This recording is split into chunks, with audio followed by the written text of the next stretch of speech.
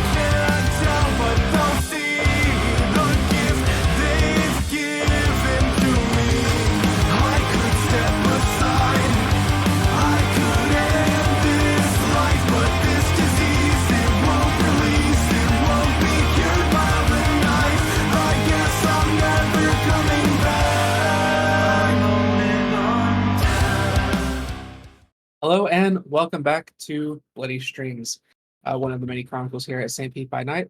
I am Devlin Kane, your humble storyteller this evening, and these are my lovely players. Please feel free to introduce yourselves. Hello, I'm Nori, and I am playing Bellatrix, Whip of Clan Malkavian. Hello, I am Truck EXC, and I am playing the brash, brutal Bahari Bruja, Drake Monahan. Hi, I'm Kendall. I'm playing Maggie Haywood the Hakata. Hello, I'm Lakar, and I am playing the very dressed down ne'er-do-well Matthew Halden. Hey, I'm Mew, and I'm playing Sophie Clues, the Malted Milkshake Malkavian. Fantastic. Now, before we went to break, last we left off, the Coterie was getting ready to perform an escort for a person of interest, going from Palm Harbor to St. Petersburg. They did a little bit of planning, and tonight is the night of the job. So we're going to go ahead and move to a coterie getting ready to move out from their haven. So as we go to the ascent, I'll go ahead and give you guys a little bit a scene here if you wish, if there's anything you wish to discuss, and then we will get the show on the road. The scene is yours.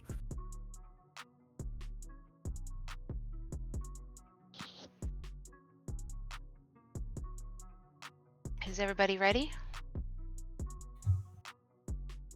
I mean, as ready as we can be with the information that we've been given. Yeah, it's not much. If, Well, oh, sorry. You may go ahead. Jake will raise an eyebrow. Well, if might as well be more fun with a bit of some surprises, wouldn't you think? If we do come upon a surprise and we are separated, is there a place that we should meet up that isn't one of our more safe places, in case we're followed, for example? Is there somewhere we can designate to meet up after? We have those buildings that we acquired from our friends from Chicago. Could always use one of those. They're in our possession now. That sounds They're good. within the neutral zone.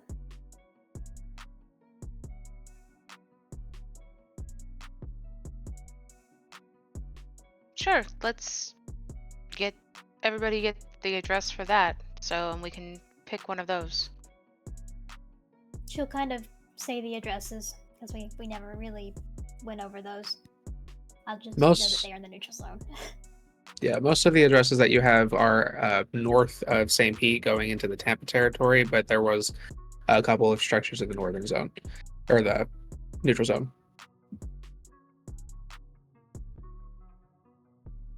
You guys received the addresses. Carry on.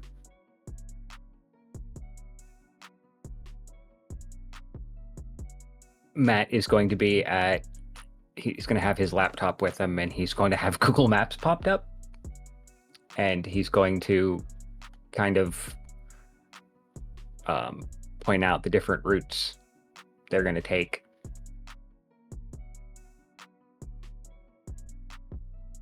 Can you screenshot that and send it to me? Absolutely. Thank you.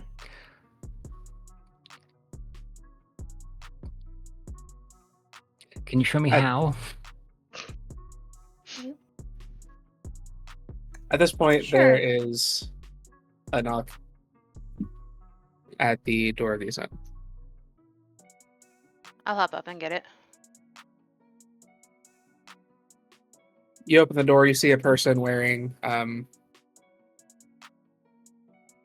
very similar to the outfit that Edwin has much of the Elysium Guard wearing. Kind of steps in. Short, clean cut, dark hair, a little bit of stubble. I am one of the drivers. Oh, Name's Jackson. The other three are waiting in the vehicle. Just wanted to come let you know that we're ready to go. We're told to follow your lead on this matter. of course. We'll be down in a few minutes. Very good. Is there anything you need us to do to prepare while we wait?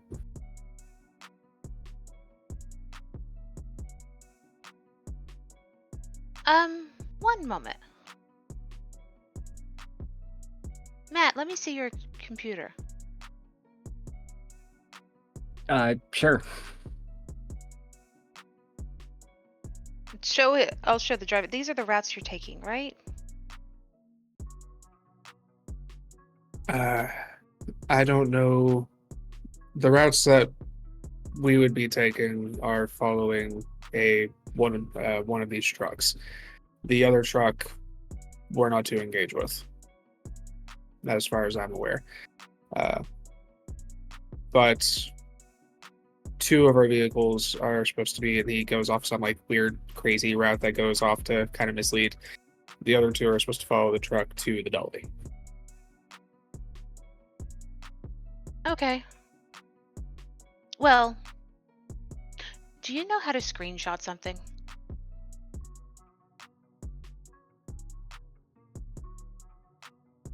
I have this rifle if you need it. No, thank you. I can show Is- him how to do a screenshot. Is this a phone or a computer? It's a computer. We can email it to your phone number so that you can follow the routes. Or we can copy the link and you can input the directions to follow them. Sounds like she knows what she's doing. Okay. Anything else? No, that's it. All right. We'll go ahead and get everything prepared. We'll wait on your order. When you guys are ready to go, we'll head out. And he turns and steps away. Turn back, hand the computer to Maggie. Okay, you take care of it then. He was Thank just you. so eager to help. He was. Don't worry, we'll give him something to do. All he has to do is drive the cars. Avoid being crashing into anything. With Florida traffic, it is always a challenge. I hope he's good at his job. And what is Drake currently covered in right now? I mean, what is he wearing? Does he have his accessories? It's a little less ostentatious than the first time. He's of course got his cowboy hat, and is leaning back. He's got a black denim jacket, over his torso. You can see within the lining plenty of stakes. Next to his feet is a strange scabbard, or at least a sheath, or if anyone knows what a khopesh is, clearly defined by that shape. And then, of course, he has a 357 Magnum on his hip, as he's once again putting his feet up on a coffee table. But none of the stakes or anything are actively visible, right? No, they're properly hidden. Okay, good. Never mind that.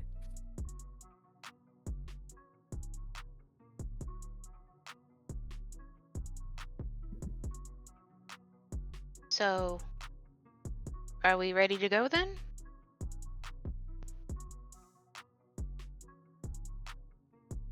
No, let's wrangle us a payday, shall we? Maggie will send off to Varys information and then glance over to Drake. You know, if you keep this up, we're gonna make you take your shoes off at the door. No, it just means that y'all get to look at my pretty feet. I think you get the wrong idea about why you're here. Oh no, I just like myself that much. Apparently.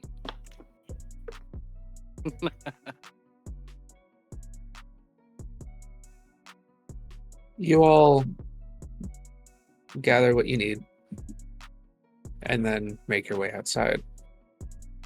There are 4 black SUVs with lightly tinted windows.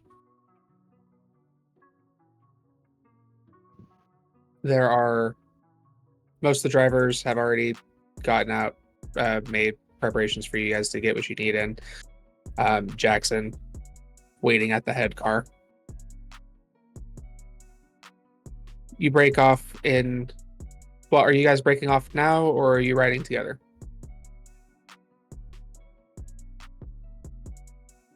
We can break off now. I mean, Okay. Probably be easier that way. Yeah, I'd say it'd probably be a safe idea to do that.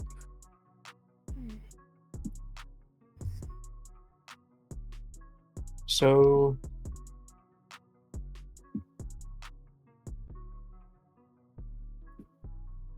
Who is riding with Jackson?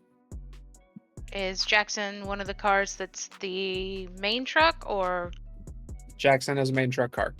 I'll be riding with him? As will Drake.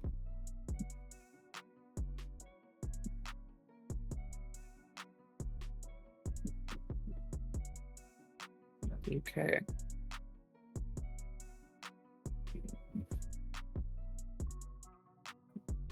You guys get in your vehicles, and after a moment, they take off. Your little fleet of SUVs make their way north. You pass through the neutral zone.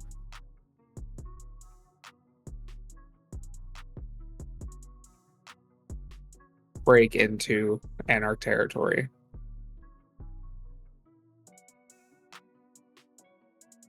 Give me wits and awareness as you cross the threshold.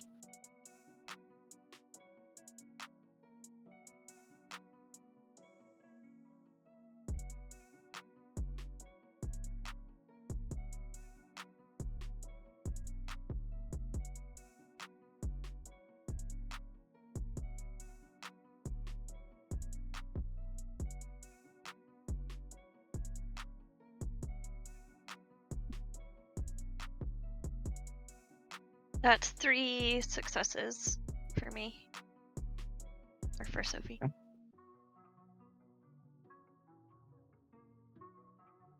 3 successes as well. 4.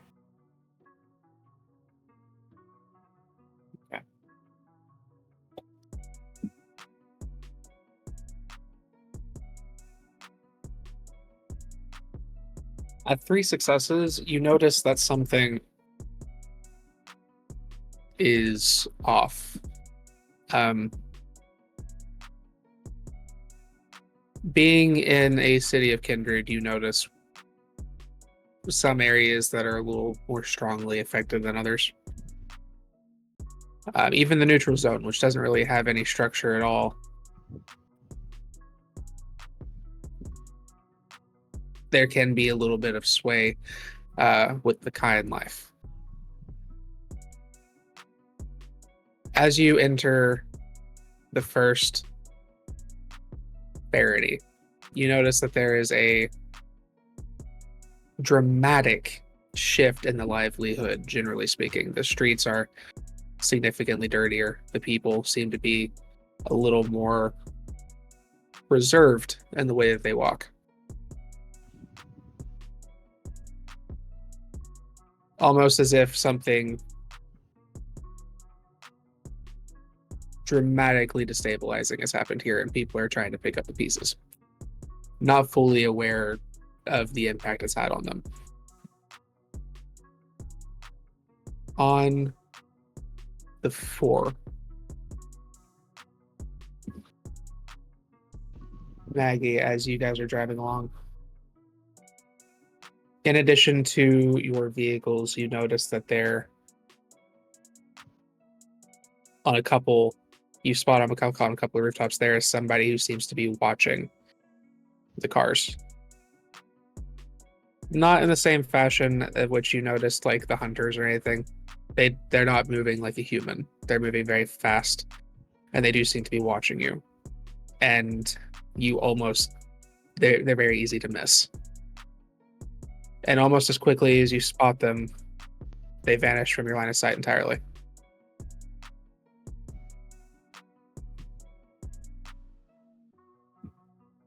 You continue moving until you cross just at the threshold of Palm Harbor. The vehicles get off of the main road and turn into a parking lot. A very large parking lot. Looks like the building that it's for is abandoned, or just not abandoned so much, but just no longer in use. And you see these 2 about U-Haul sized trucks on opposite sides of the parking lot. Your 4 cars pull into the lot, turn to the right, and go to the one furthest from the building. The truck it's about the size of a U-Haul, but it's not a U-Haul itself. It looks like it's just a simple vehicle. No painting, no label to that effect. It looks like just as plain as they could possibly make it. You see a couple of people standing outside, and you see a couple people sitting in the cab of the truck. There's one individual that kind of stands out to them. He's wearing a pretty nice looking suit. His hair is slicked back, and he has a very pale, almost deathly skin. And his eyes seem to have a little flint of like silver mixed with blues and grays. As he turns and looks at you as you approach, he steps to the side and waits for you to exit the vehicles. I'll step out, or like exit the vehicle and wait for Drake. Drake will quickly join, paying attention to the area. I'm going to activate Sense the Unseen as well.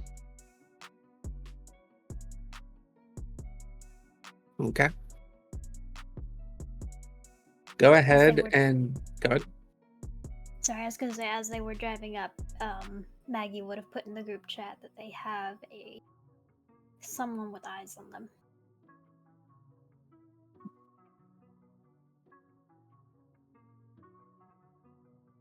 Give me a wits and aspects. Okay.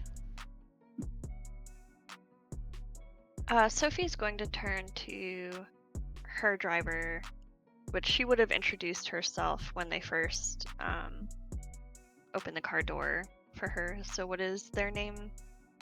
Ricky. Ricky.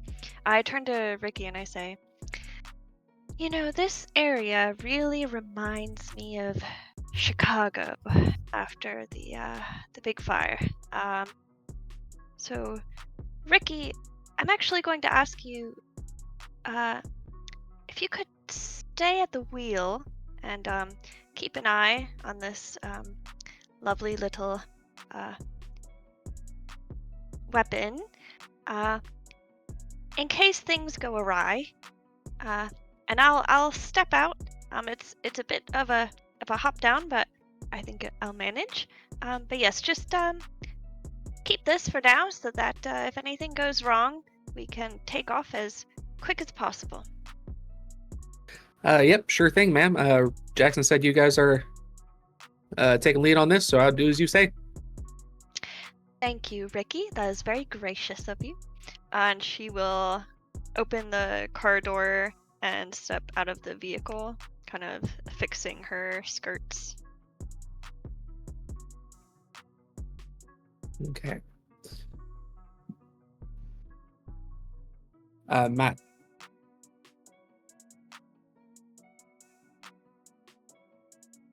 He's going to step out, and once he sees the message, he's going to also activate heightened senses and sense the unseen. And just keep an eye out. Also give me wits and aspects. I know dice pools. All right.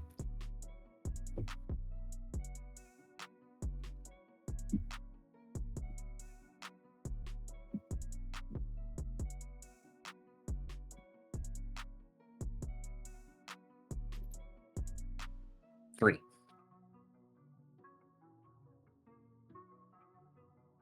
Okay.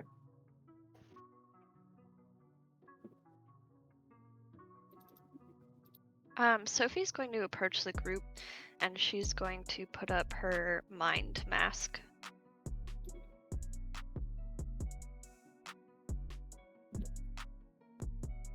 I got 4 successes. Okay, we will let that linger for a bit. As you guys kind of come together, the individual steps forward. Pleased to make your acquaintance. I am Emmanuel.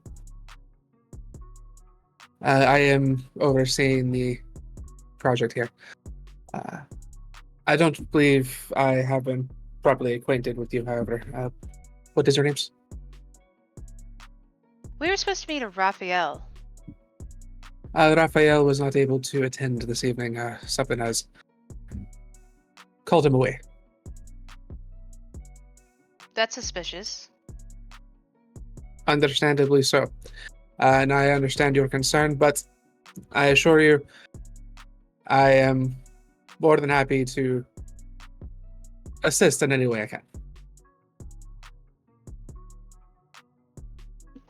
I'd like to see the contents inside the truck. If I'm Of not course. meeting our stated contact, I'd like to know that this is not a setup. Of course. Please, follow me. He takes you around the back of the truck. They pull it open. You see a coffin. The coffin seems to be made of like a polished, painted white oak. It has these metal bars on the side. He goes over and he takes a key out of his jacket, unlocks it, removes the padlock, and then opens it. You see an individual in a white suit that looks like it's covered in blood, dried blood at this point. They have kind of matted white hair. It looks like it's also kind of caked in blood. and they have a large stake driven through their chest.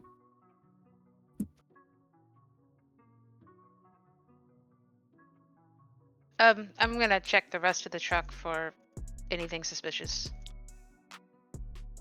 Inside the truck itself, it is just the coffin. There's like a frame bolted down to make sure the coffin doesn't slide all over the place, but it is just the coffin. What else would you like to look at? If that's it, I'm just gonna do like just a quick walk through to make sure there's like nothing hidden, and then look to Emmanuel and nod. Thank you. I'm Bella. Sorry, it's just not usually in this territory. Meeting someone, don't know. You get it. No, of course. I was a little hesitant myself to find out I'd be working with Coterie today. I'm sure. I guess you can box him back up. Lowers the lid. Give me another wits and awareness.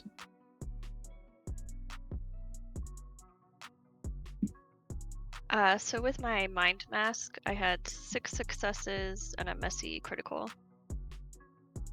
Would you remind me on what that does again for me? Mind mask is to hide your emotions. Oh, yes. Okay. I recall. Fantastic. It's a messy crit. Cool. Let's see.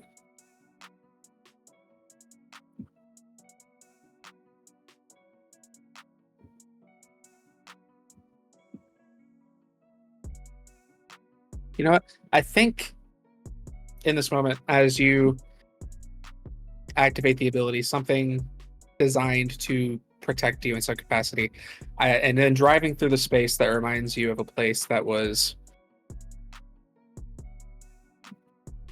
unsafe. I think there's going to be a slight paranoia that begins to take hold as you take the paranoia compulsion. Let's see. 3 successes on the wits and awareness. Yes. As he goes to close, you can tell that he is staked. This kindred is torpid. But you could have swore you saw something that almost looked like fingers running through his hair right before the coffin shut. He put the padlock and locks it. Do you know who it is? Me personally, I do not know. I understand that this is a this was a problem for the Baron, and it is being sent away down south. Something the city is interested in. I can't say. It was worth a shot. Shall we? Sorry. Emmanuel, refreshing to meet you. My pleasure to make your acquaintance. We were supposed to meet a Raphael, and we're receiving a person who is staked that we have no confirmation of who they are, and if they are the person or a kindred, I suppose, that we are supposed to transport. I mean, I apologize, but how do we know that you didn't just stake someone else to replace this person that you have captive somewhere, and you're now off letting this fake storage that we are supposed to transport?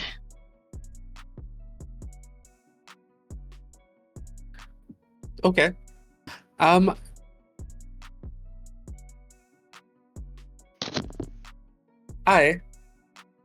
work for the Baron Pharaoh, and I would not do something so stupid because I do not wish to spend the next couple months wearing cement shoes. Can I roll an insight check on him? Please, what's insight? Man, shoes. That's uninspired. Surely there's better ways. And Drake will give a smile. Baron Pharaoh is the traditionalist. Mm, I'm boring. sorry, different shoes? Could you clarify what do you mean? They help you sink to the bottom of the river. Yes, yes. He said cement shoes, not different shoes. 6 successes with crit. So this guy is 6 with a crit. I'll say this guy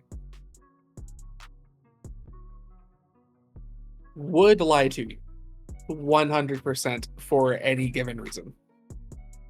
I'm sure you are certain that there is information that he could be withholding. But the fact that Raphael, he is there to replace Raphael, you are pretty sure he's not lying about. Him wanting to get you out of the Anarch territory, you are pretty confident he is willing to make that happen as efficiently as possible. I'll lean over to Sophie. Whisper softly. He's not lying about being from the Baron. This looks like our cargo. All right. I mean, Bella, I do trust you.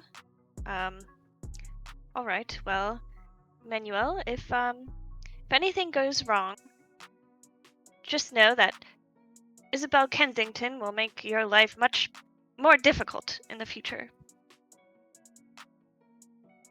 I do not know who this person is, but I will be sure to stay out of their way. Oh well, you will if you've done us in. Understood. Yes, ma'am. Now,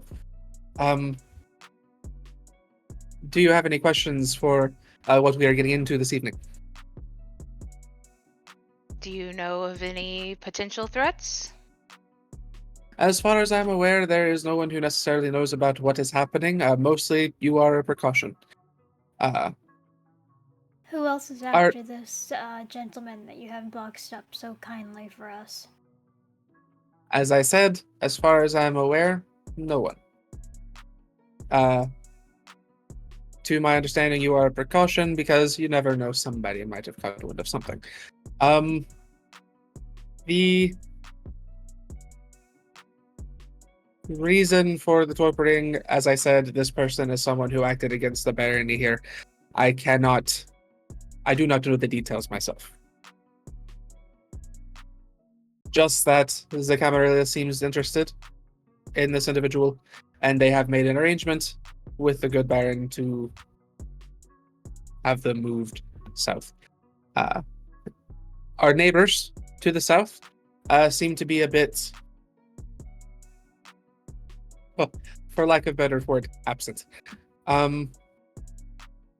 I don't expect you should have too much trouble going from here to there and traveling through their territory. And the neutral zone's the neutral zone, which I'm sure you had no trouble getting here. Getting back shouldn't be a problem.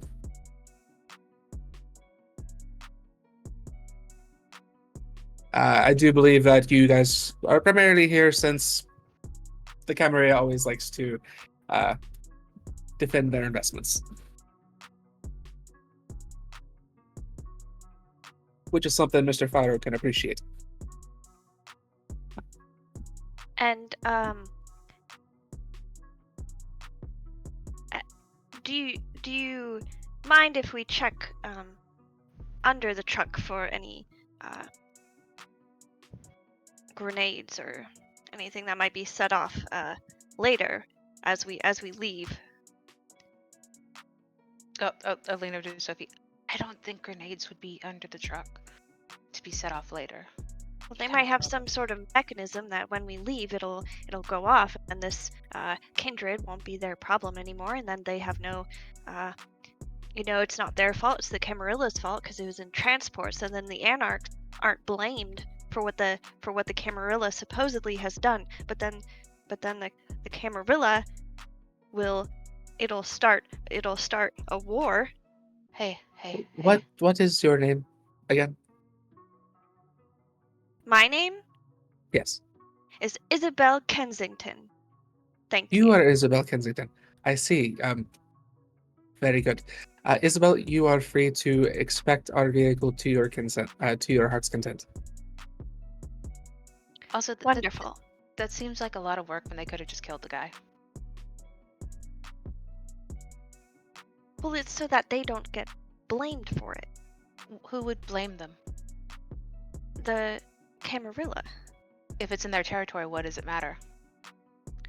Well, because there's some other third party that is interested in this kindred that What third party?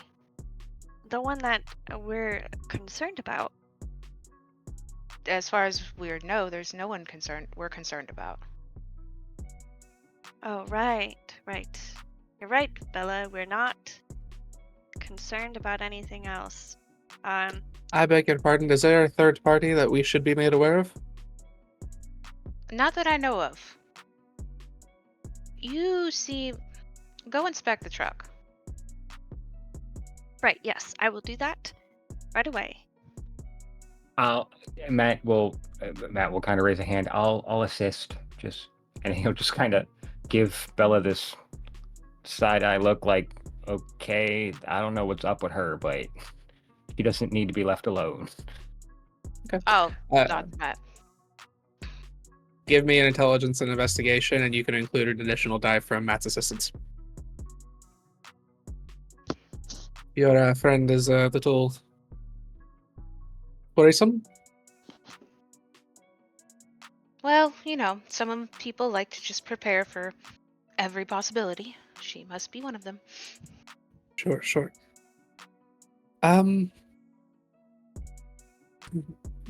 Well, you seem to be taking point on this matter for the most part. Is there anything that,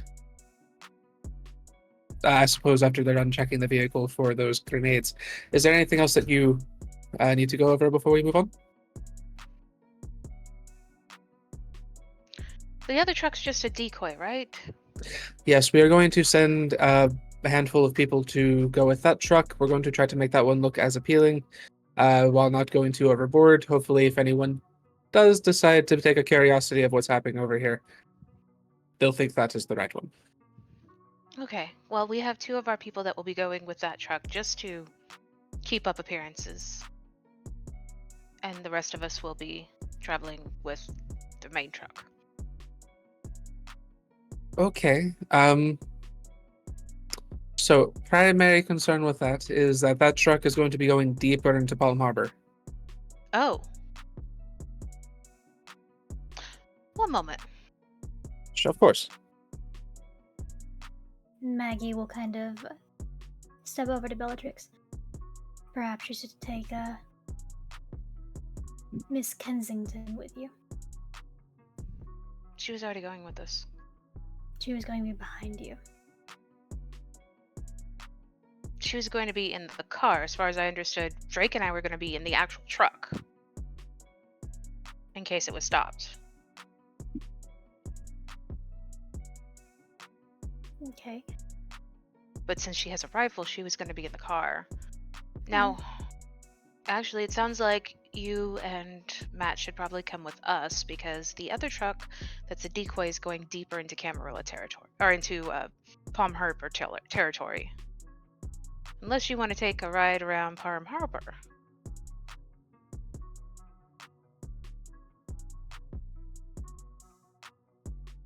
I am fine with a ride anywhere, as long as we get back to where we're going.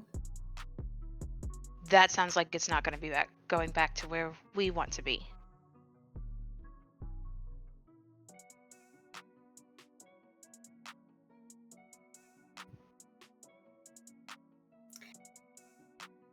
I mean, if it's a decoy and it gets attacked, it's not that big of a deal, right?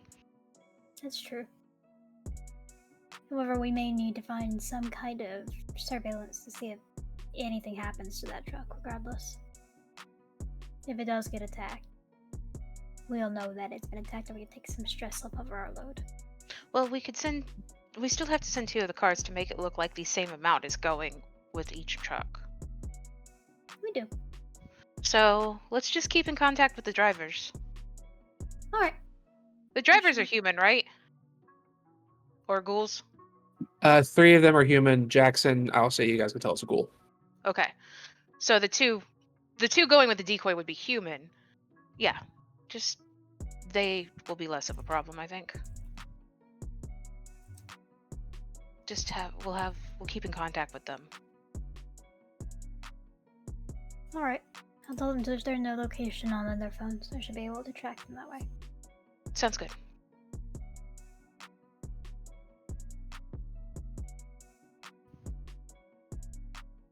You know, Nick was kind of a wizard with technology. I'm terrible at it. But it's good to know that you know some about it too.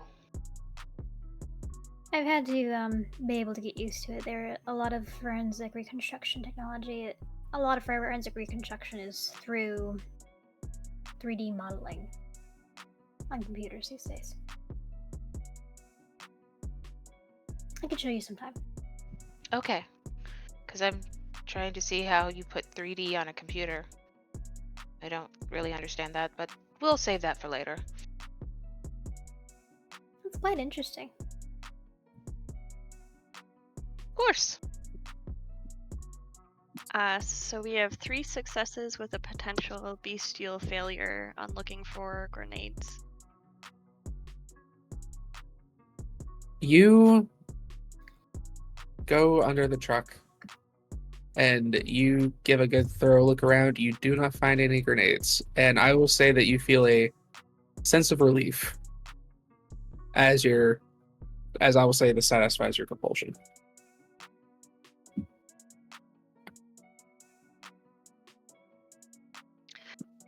All right, Mr. Holden.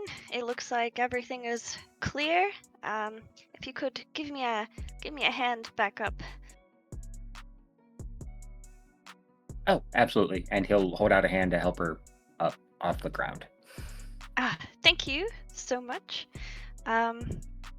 Yes, I believe we should be right set to go.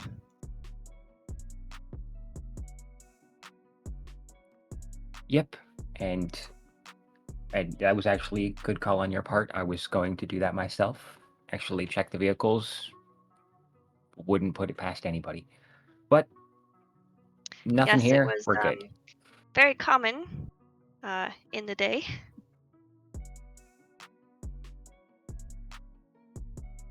A little before my time, but I've heard stories. Matthew, we will be traveling with them instead of separating a part of the cars. They are not ending up at the same destination. All right, so who are we going with? We're all going with the main, the one we're supposed to bring back. The other one is going further in Palm Harbor. Which means you will not end up where you want to be. You'll end up further in Anarch territory. Okay. So we're all cramming ourselves in one vehicle? No. Like the plan, Drake and I are going in the actual truck with the coffin. Because both of us are there in case, someone actually breaks in, while the 3 of you will be in 2 cars. Okay, got it. Makes sense. Good. Eggs, baskets, Right.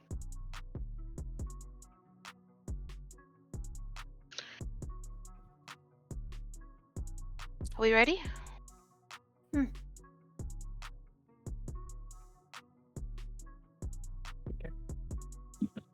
You send a couple, Ricky and driver number 4 go over to get the other car. Jackson and the other one stays here with you guys. Everything is getting set up. You see that things are getting loaded onto the other truck, but it mostly looks like just crates that they're just kind of loading and pushing into the back. It gets to the point where Emmanuel comes back over. It appears that everything is tip-top, ready to go. We just need to get on the road. This is where I will be parting ways with you. I was just to basically hand off the package. The rest is in your more than capable hands. Unless you need anything else, I will be taking leave. Turn to the others. Do we need anything else? Just to Believe get that the is hell all. out of here. What'd you say, Maggie? I believe that is all. I'll turn back. No, it looks like we're fine. Thank you for being so accommodating. Of course. Pleasure to meet you, Bella, and the rest of your group. Look forward to our next meeting. And he turns around and he goes to walk away. You see him walk to the end of the parking lot. He gets in a black car, and then it begins to pull off. Everybody gets situated. You guys, so who are you guys riding directly in the truck, or are you in the cars following? Who all's in the truck? Drake and I are directly in the truck.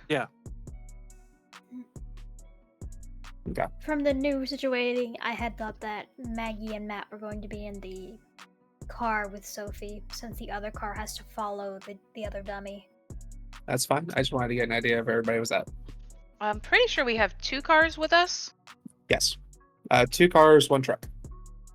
Right. And the other truck has 2 cars as well. There are 4 cars total. Oh, okay. Never mind. I don't know how to do math.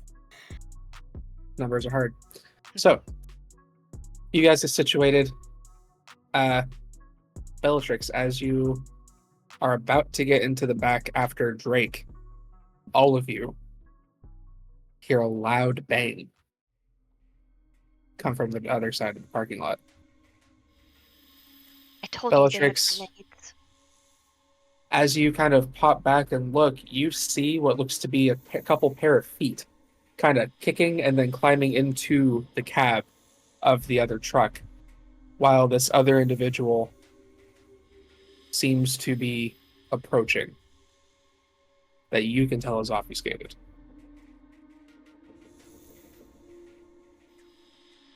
Sophie, Maggie, and Matt, while you guys were preparing to leave in the other car, you immediately begin to notice that there's gunfire by the truck that you're at, as you see a couple of the guards are shooting at an individual who seems to be just kind of almost dancing through them, evading getting shot. He approaches and ends up opening one of their throats and then spins them around as a meat shield. What are we doing? Does One of the other everyone guards is else... still. Sorry, go ahead. No, go ahead first. The other guard that's still opening fire, he has not been opened up, has he? You guys have 3 guards over by you, so 2 of them have not been cut open yet. Maggie will look over to them sharply. Let him go. Get in. We're leaving now. Rick should already be in the car because I had told him to stay in the car. All right, Ricky's staying with you. So Jackson and Ricky are with you guys. The other 2 went to the other. My apologies. Yeah, Ricky's already in the car. He's waiting to go.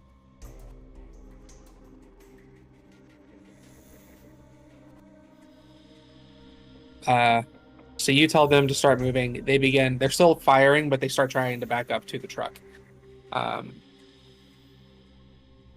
Bellatrix, Matt, and Drake, you hear gunfire. I'm going to... I could still see the obfuscated figure approaching us. He seems to be moving toward the guards that are firing on the individual who's holding one of the other guards as a meat shield. Okay.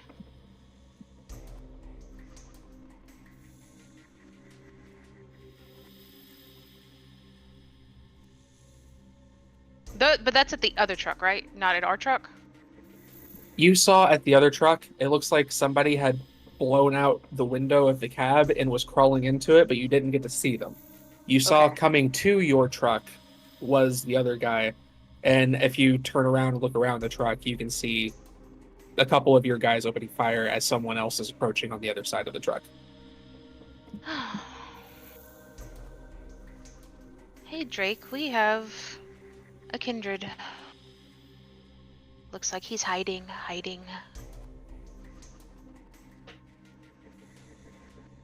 Just point them out to me and I'll take care of them.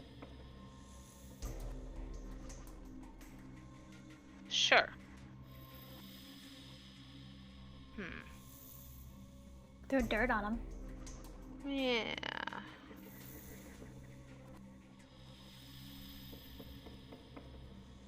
Hold on. I'm gonna activate obfuscate. Okay. Unseen passage. Let me make my rouse check. Yeah.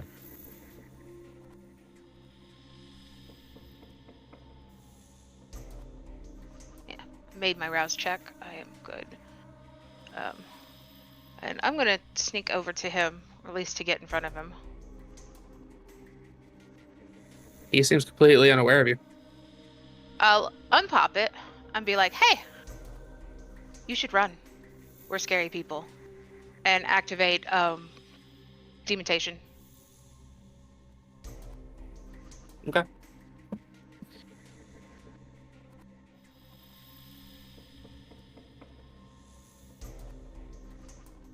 Go ahead and roll for me. All right. So here- Manipulation and dominate. Versus his composure and intelligence. Yep.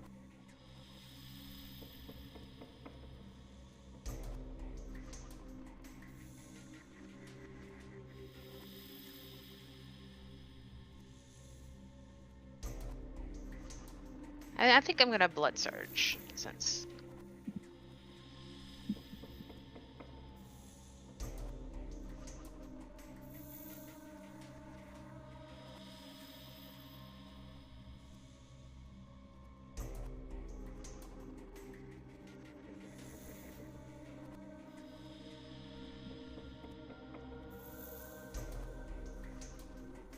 Six successes with a critical.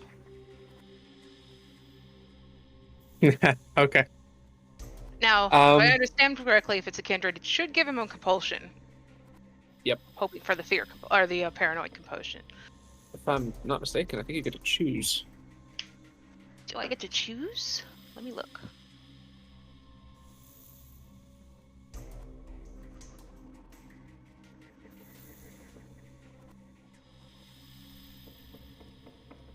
I went too far. There we go.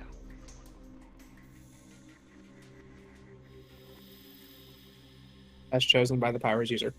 Yeah, okay. Hold on.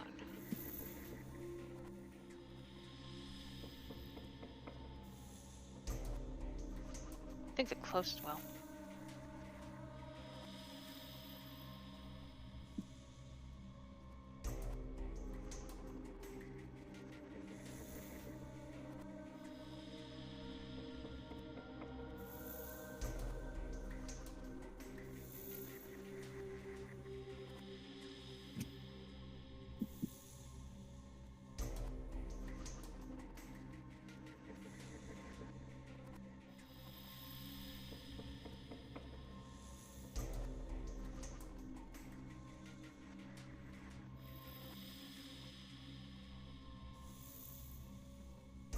Yeah, paranoia. Paranoia is the one I want. Okay. You pop up, it kicks off, and you watch as you're close to this person, they have like this shoulder-length black hair. You see they have these deeply blackened veins kind of sprawling across his face. He immediately is taken back. You see his pupils seem to be almost scattered across his iris as he turns to you, and then he looks past you and sees Drake stepping out of the back of the truck looking like a villain from Roadhouse, and he turns around and takes off back toward the other truck. And about this moment, as you look past, you see a shape sitting on the top of the back of the other truck, and they seem to be playing with something, and then he rolls back as you watch the back of the truck blow outward and fall down. And then you watch as he grabs and begins to flip into the truck, and you recognize this individual in this moment. Hawks flips into the back of the truck. As you turn, you see the body of the meat shield collapse. You no longer see the other individual. Drake, you watch as she goes over. You watch Bellatrix just vanish, and then suddenly they both just kind of appear in the middle of the parking lot, and then the skinny Nosferatu just fucks off the other direction. Well, that's no fun. He's gonna look around for another target. You see the truck. Go ahead. I was gonna say, if he's looking around, I'll just point. There was one attacking our guards over here. He'll look in the direction. I think you said he was gone though. You don't see anybody. You just see the body of the guard, and you see the other two guards seem to be scrambling to get to the truck.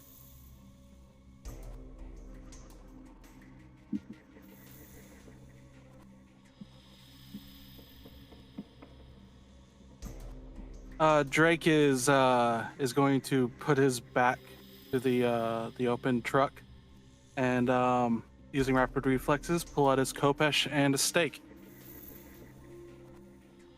As if the attacker seems to have just vanished, they could either be obfuscated or they could also be capable of blink. And he's going to defend the truck. So you climb in the back of the truck again? Yeah, and he's taking up a stand and hold position. About that moment, you hear the horn from the truck blast. Bellatrix, do you stay outside, or? No, I'm gonna head back into the truck. Okay. You guys hop into the truck. Before you do, you see Ox kind of pop his head out, kind of looks down toward the Nosferatu, and just shrug like, I don't know, and they get back inside. You don't see the third individual before your truck starts moving, and you close the door. The people in the car. Give me... Oh, I already got your roll for that. You guys kind of pulled to the back. You guys didn't get to see what happened to the individual with the meat shield. He was holding him, and he moved till he was on the other side of the truck. And then you saw your two guys that Maggie already alerted to get into the truck. As you guys are getting kind of pushed into the car, the truck takes off, your two cars follow after. Those who are in the car, please give me wits and awareness. Which car? Anyone who's not in the truck, like you guys, Maggie, Matthew, and Sophie.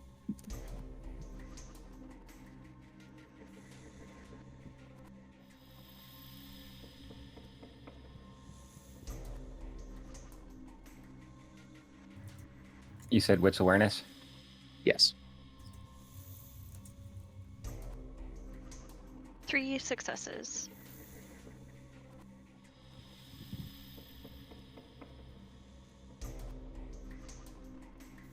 Four. Okay. Screw it, I'm gonna keep it. It's a 7 messy crit. Interesting. Okay.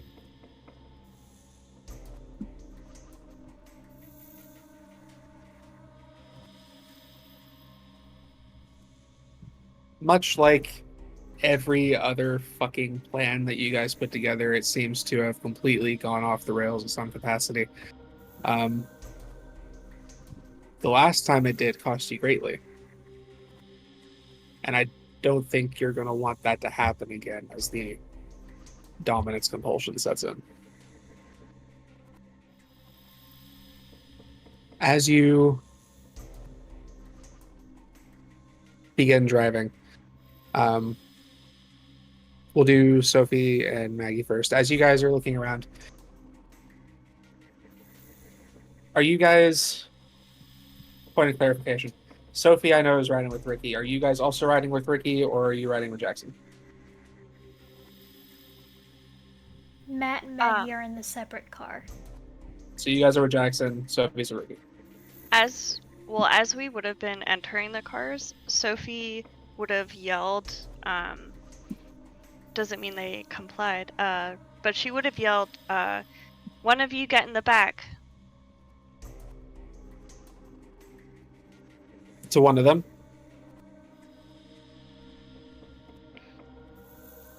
Okay. Would you stay separate in the separate car, or would one of you hop in the back? Maggie would have already been in the other car. Okay. So, your two cars are peeling off. Sophie, as you guys are driving, you notice kind of something seems to shift underneath the truck. As you kind of get a glimpse of what seems to be the individual that was holding one of the guards as a meat shield is kind of riding underneath and seems to be trying to move along the bottom of the truck.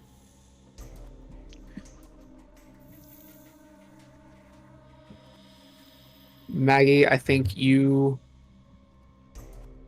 will also spot this. Yeah, you get to see a little bit more. They are wearing a kind of long trench coat,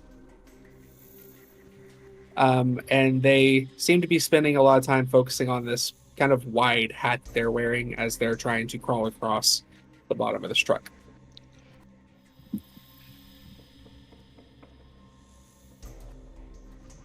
Matthew, you see the individual. You see them pretty clearly. They seem to make eye contact with you. With a crit.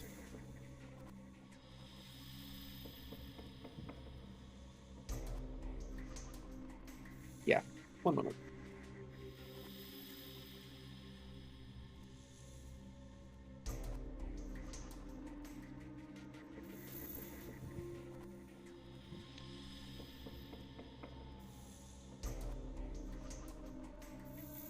Please give me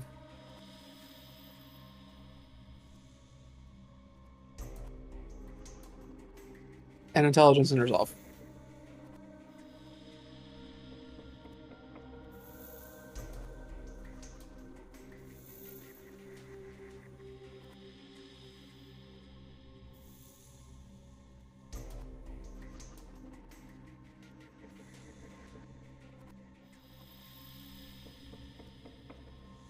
Can I blood search this? Yeah.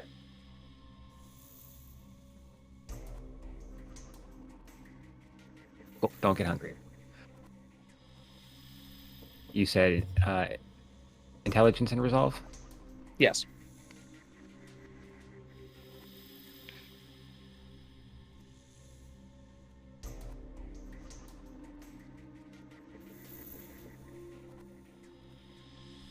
Five's good. As you make eye contact, he seems to kind of like narrow his eyes a little bit.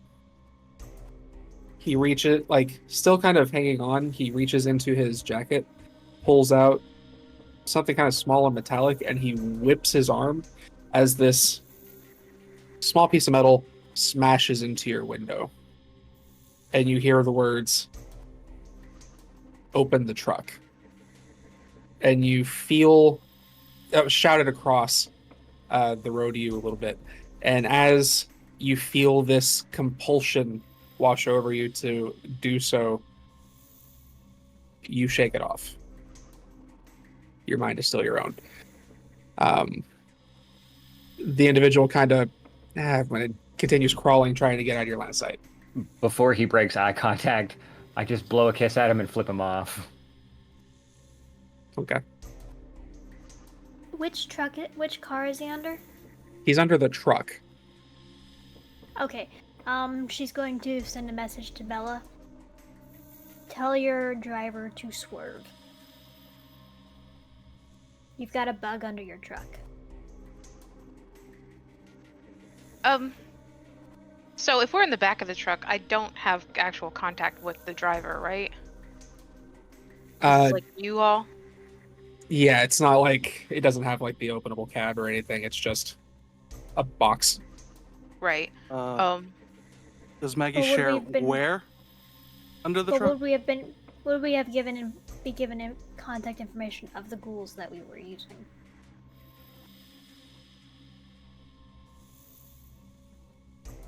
I'll say that you probably were given contact to message the passenger seat of the driver, should an emergency come to pass. And Maggie would have said that he continuously was moving underneath of the truck.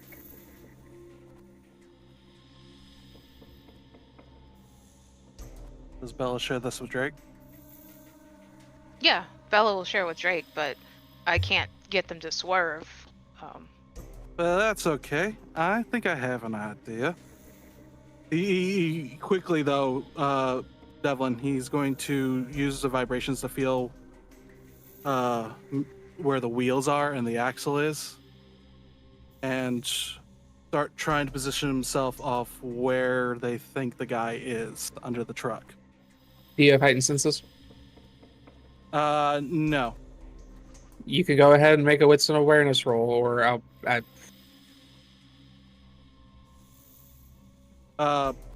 He's mainly just making Yeah. sure he's not on top of an axle. While he's asking, tell me exactly where they see him.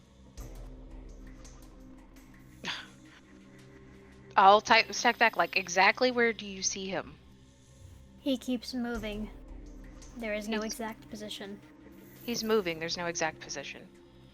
All right. Just gotta- Sophie going to yell at Rick to open the window. Yep, sure thing, ma'am. Kind of reaches over, hits a button, the window lowers next to you. Oh, wonderful. Thank you, Rick. Drake also got a 4 on that. I mean, yeah, you get generally what you're looking for, but you're in a truck moving pretty quickly down a relatively empty street this time of night. He mainly just doesn't want to hit him. So you're just trying to punch down and hope you hit something? Pretty much. That's what he's trying to figure out and make sure he doesn't, destroy the ability for the truck to move. Yeah, you stab down. No, he's punching and I'm using prowess. You're punching. Yeah, go for it. Yep, I have Wrecker. Sophie, what are you doing? Sophie is taking the rifle and using the mirror outside the van as kind of like a resting point for it. And she's aiming down mostly towards the road instead of at the actual truck. And she's going to try to line a shot just center down, just kind of as a warning shot. What am I rolling, Devlin, when you get the chance? If you're punching, that's going to be strength and brawl. Okay. And I add my potence to that. And let's see, what does Wrecker do? Give me... I'm pretty sure it's composure firearms, yeah. Give me... is it just like a rifle? Okay. You can do resolving firearms. Okay. I think I'm not actually taking the shot. I'm waiting for the kindred to appear, I guess. You can see him. But he's moving around a lot. He's trying to move out of line of sight, so if he moves further up the truck, they won't be able to see him. Yeah. Okay, yeah, sure. I'll just take a shot in between the wheels in the center, trying not to hit the actual truck. Sure.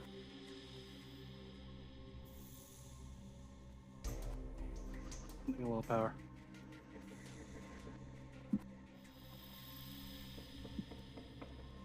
That is 11 with a crit due to Wrecker and Potence. And Prowess, sorry.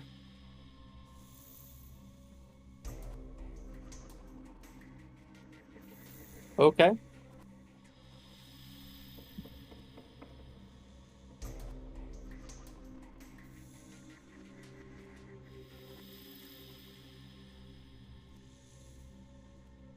A lot of messy crits tonight.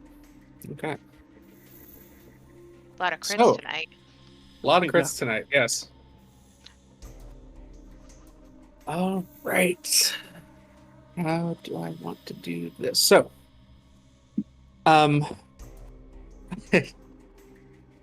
you punch down, rip through the vehicle. You almost feel the pavement scrape across your flesh in the vehicle. You see the person's head flip back as you almost nailed them. But because of your roll, Sophie,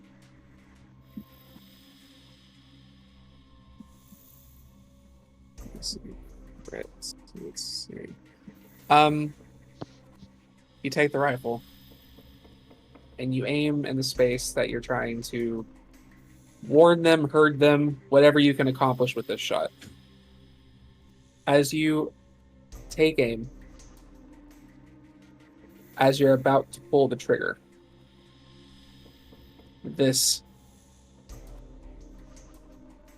you were already a little concerned, and this already satisfied your concern. You were right. There was a third party that you were not anticipating. You take the rifle and you feel this slight hesitation. I don't want to just warn them. As you feel the harm compulsion take hold. And it's about that moment you watch as they seem to kind of flip back a little bit as though they're evading something. You squeeze the trigger, the bullet flies, and you see it clips him directly between the shoulder blades as he lunges forward again.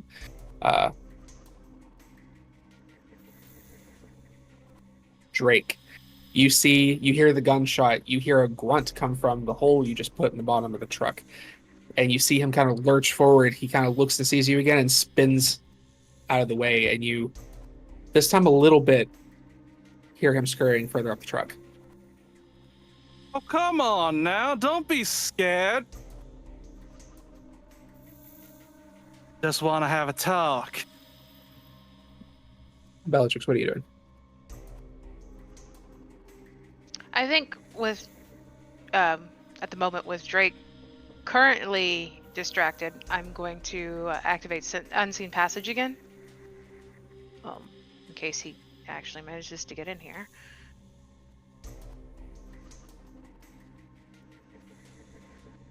Yeah. Still good on hunger. Yeah, I'm going to activate Unseen Passage, and I think that will be it for me this round. Because he's still under the truck, right? Yeah. He's still under the truck, and yeah, I don't have the potence, nor am I'm crazy, but I'm not reckless enough to go punching into trucks that I don't know anything about. So I'm just going to hide, and if he gets in here, I'll surprise him. Okay. Matthew and Maggie.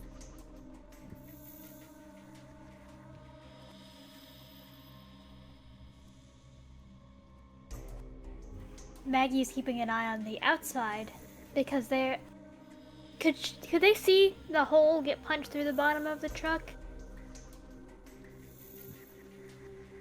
They at least heard the gunshot. Your vehicle is a little bit more, you're like following along the side a little bit more. So I'd say, yeah, I think you would see the fist almost punch the road that it's driving across and then pull back into the vehicle. And then you would watch the individual get shot in the back and then spin forward to the other side of the truck. Okay. She'd send off a message about that, but she'd be keeping an eye on like the outside for because it's starting to get loud.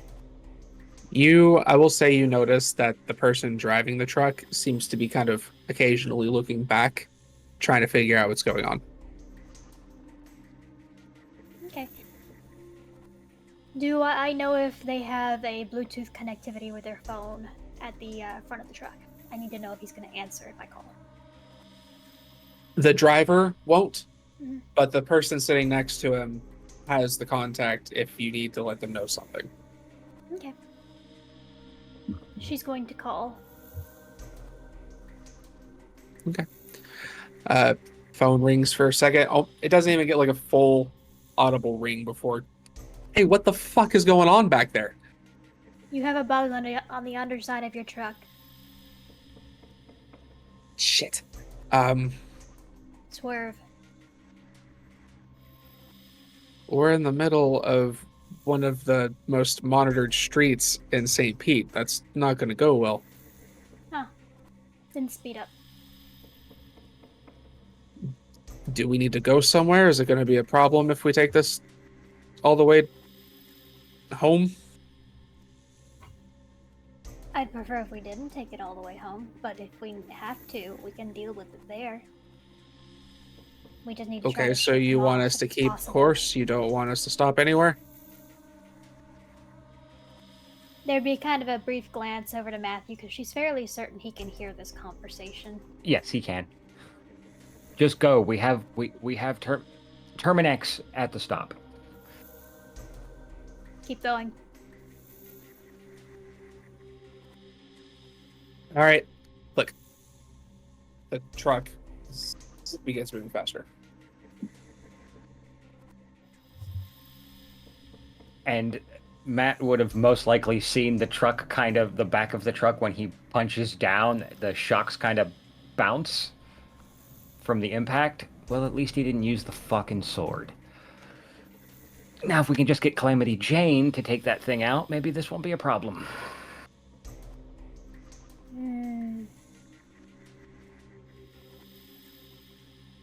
Getting loud. Yes, but if we stop, we're definitely screwed. Oh, yes. Do I get the feeling he's trying to get up to the driver so he can do away with him like he did the other ones?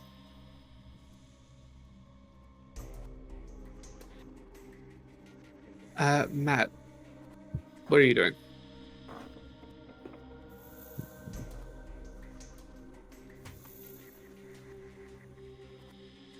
Contemplating stupidity.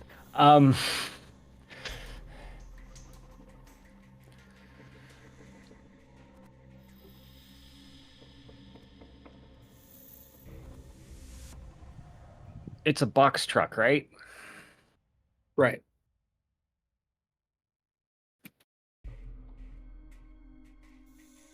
All right. I'm gonna call Bella.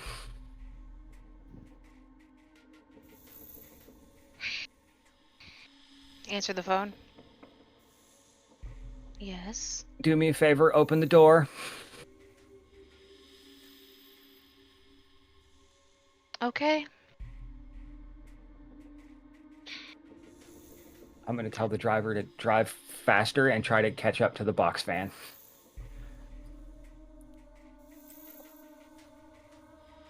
Okay. Jackson just. All right. He floors it. Begins. Is there a sunroof? Sure. Yeah, he's going out onto the. He's opening the sunroof.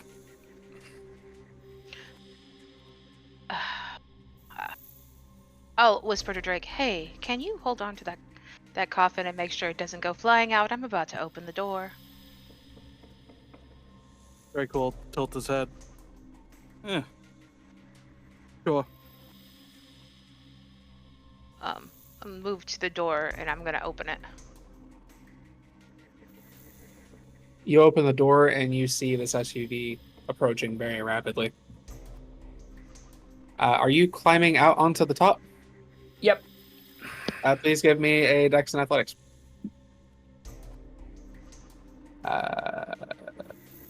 Yeah, that's fine. I have a quick question. Is this a 4-lane road or a 2-lane? Let me double check it real quick.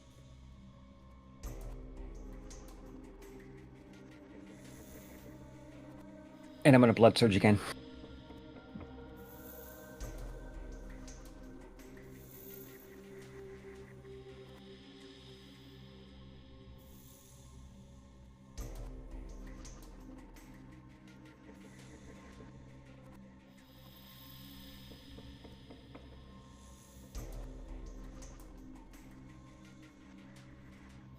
We'll take that 7 crit.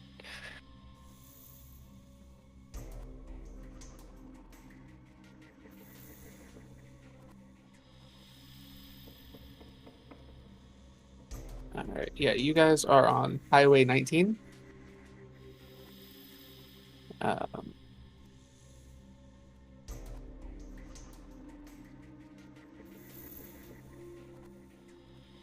Yes, I do believe it's 4-lane.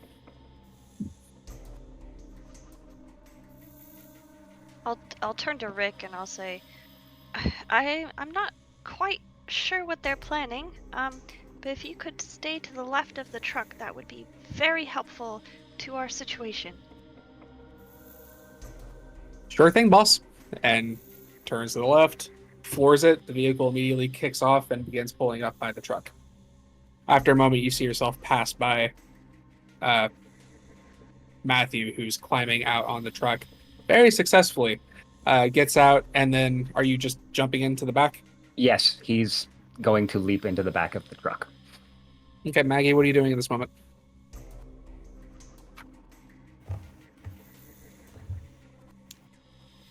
Maggie is going to be staying with this car, but she's going to be continuing to keep an eye out. She's going to start pulling out her gun. Give me a what's an awareness. Jackson begins to pull back away from the truck as you board the truck.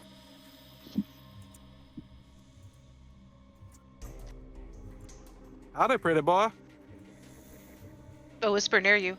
Oh, great. Now, what do you plan to do now that you're in the back of the truck with us who can't do anything? Oh, ye of little faith. Give me some credit. And then he's going to immediately walk up to Drake. Hi, can I borrow that? And he'll kind of eye the gun. Well, if you wanted to handle my tool, you could have asked. But, I mean, you sure you can use it? Might be a bit, big for you.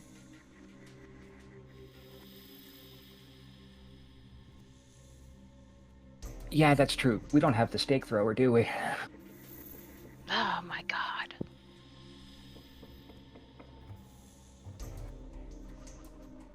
Yes. Yes, we do, but it's at a close distance.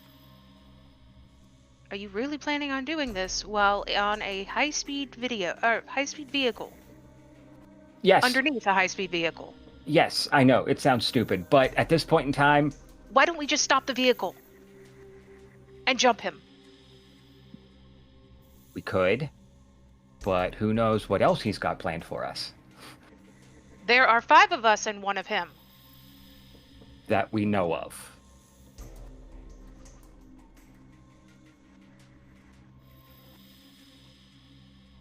If we That's stop, successes. we get further away from our destination. If we keep going, we're getting closer. No, if we stop, we just don't get closer to our destination. If we went the opposite way, we'd get farther away. Rick hands over his gun.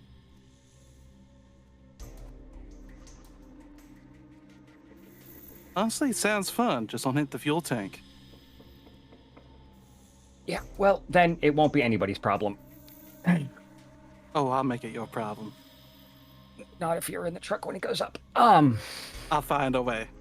Al will make it your problem. All right, so don't miss.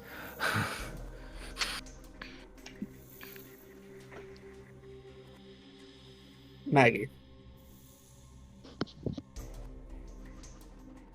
You notice as your car begins pulling away a little more to the right as the other car is coming up on the left.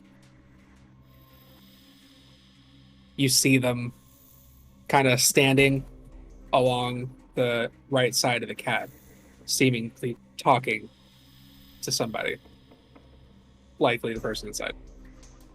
Cool. Can I roll down my window and shoot them?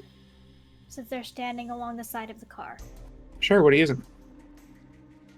She's just got a regular pistol. Okay. I may not be able to kill him, but I can give him head trauma.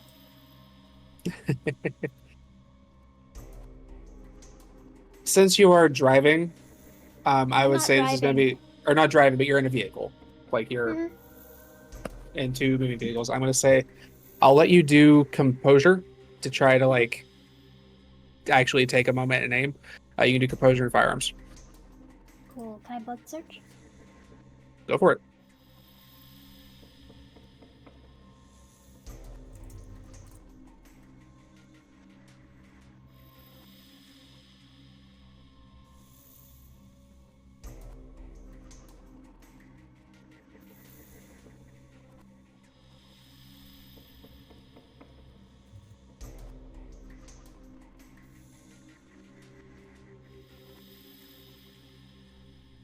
That will be 6 successes on a crit.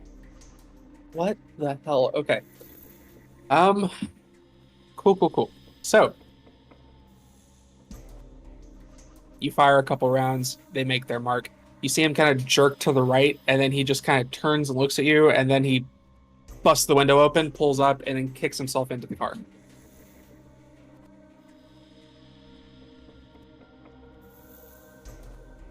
About that moment, the truck comes to a halt. Your two cars pass. And then he turns off road, getting off of the highway. Oh, well. I need everyone in the car to please give me a dex in athletics. Or the truck.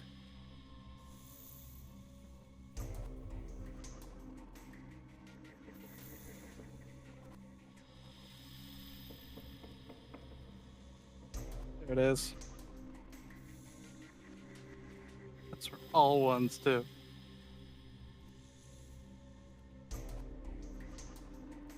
Is this so we don't get bounced around and knocked over as we're driving?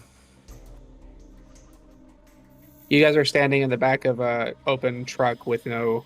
that was driving at like full speed down a highway that just slammed the brakes. I wasn't sure if my cat's grace would take effect on this or not. It automatically causes me to succeed any dex-based things for keeping my balance. Oh, you're good. You just kind of shift your weight a little bit, use the momentum to kind of like kick off of the wall. You're fine.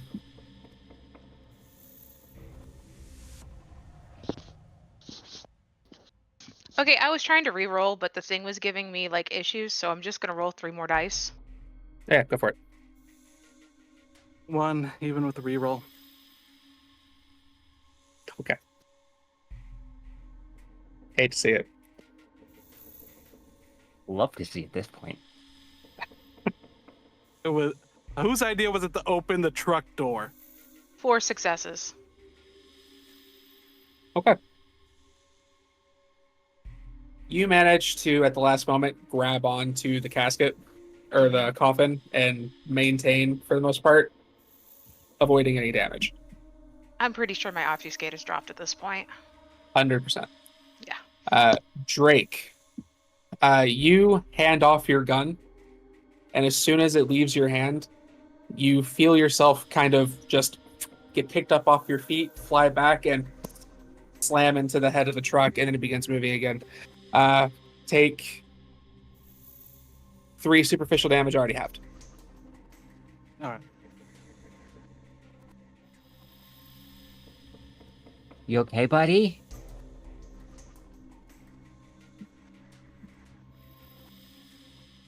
Drake will just get up with a growl.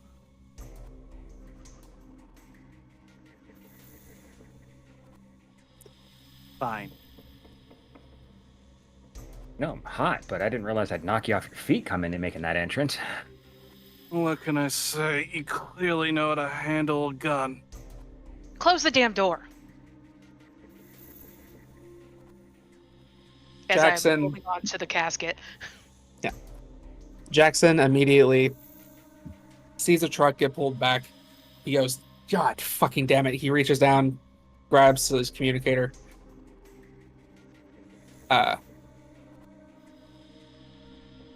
Truck got off the exit. We're gonna have to turn around.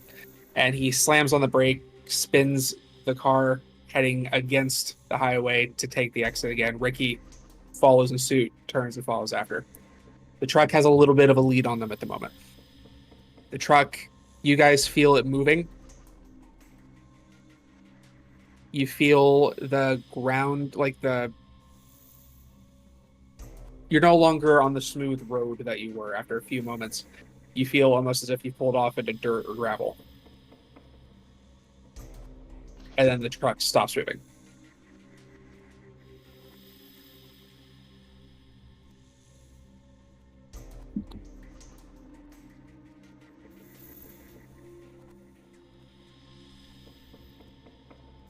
Yeah, I'll go around and get out the back. I'm going to make an entrance.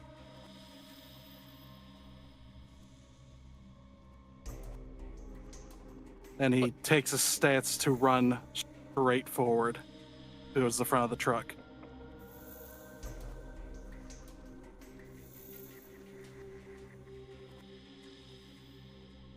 Sure. So you're just going to use your body and charge through. Charge through in the direction of the driver's cab.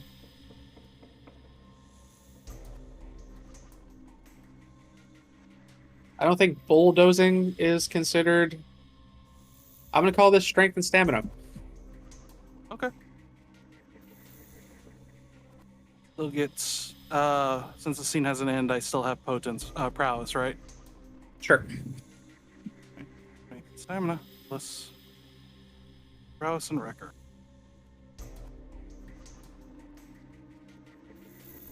Let's screw it. Let's blow What do six. you two guys do as you see him begin charging?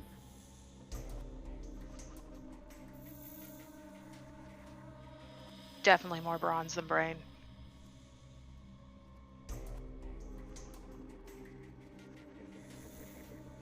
Yeah, but he's earning his pay right now. Could you turn around or something?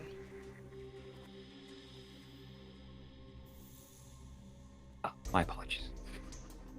When he turns around and when Drake is crashing through the cab, I suppose, I'm going to again activate Unseen Passage. Hopefully it'll be useful this time.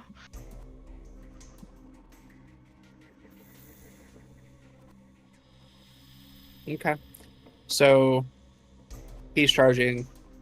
Matt turns away from you. You turn invisible. Yep. Matt, what do you do? Well, now he's holding this big honking pistol. He's just gonna keep an eye out for movement that isn't Drake at this point in time because he can't see Bella. Okay. Or maybe he can. Drake, you don't. Go ahead. I was gonna say I'm also gonna activate Silence of Death. If I've got a moment. Absolutely. Drake, you don't do enough to like charge through and just break into the cab, but you do.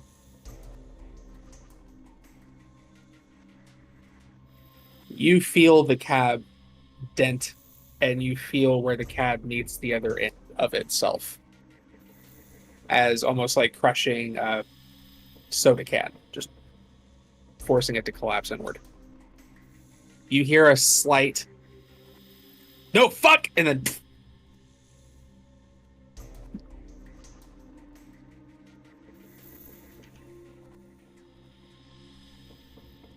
Wakey, wakey!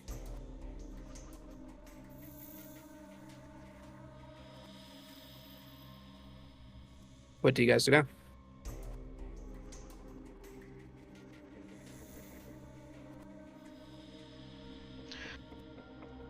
I'm going to climb out of the truck and just make my way around. Quietly, obviously. You step out of the truck, kind of turn to go around, and you see an individual with their hands up, wearing a long coat, now covered in their own blood.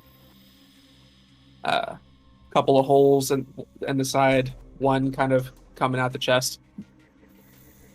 They're wearing a corset that seems to have been ruined with the bullet entries. Some kind of tight black pants, boots, a lot of jewelry, and a kind of wide pink hat.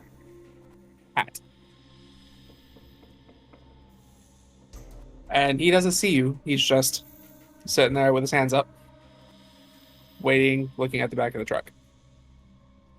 Give me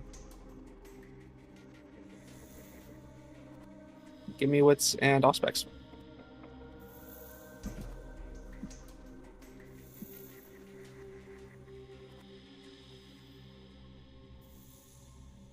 Both of us? Yeah, he also has it You're up. getting out of the truck? Then yes, go ahead. You also see it. So this individual looks toward Matt then. Go ahead. 3 successes. 3 successes.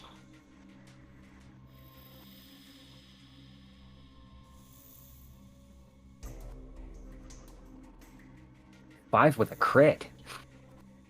Okay. Yeah. Bellatrix, he doesn't see you. You see him. You're getting closer. Matt, he spots you and kind of turns toward you. You notice, as he's sitting there, you're almost looking like you're seeing double. Like he is just like 3. There's another almost like reflection of him just 3 inches while next, like across from him, while he himself seems to be obfuscated. He has his hands pulled up and goes, I believe we went on the wrong foot.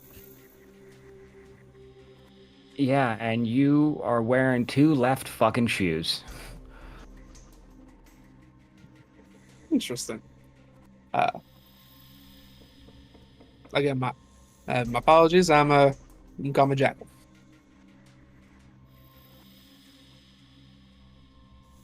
And why, pray tell, are you dangling off the bottom of a truck? Seems I picked the wrong truck.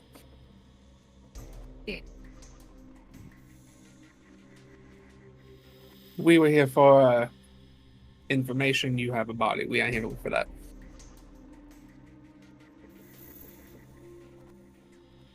As fascinating as that body might be, that's not what we're here for.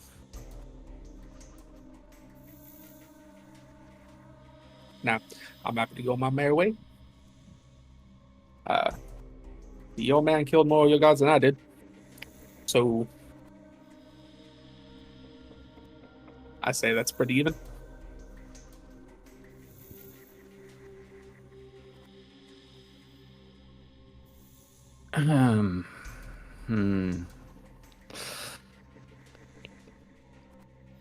He'll kind of just scratch the back of his head with the barrel of the gun. I don't know. You see, shit just keeps going wrong, and you're just one more disaster.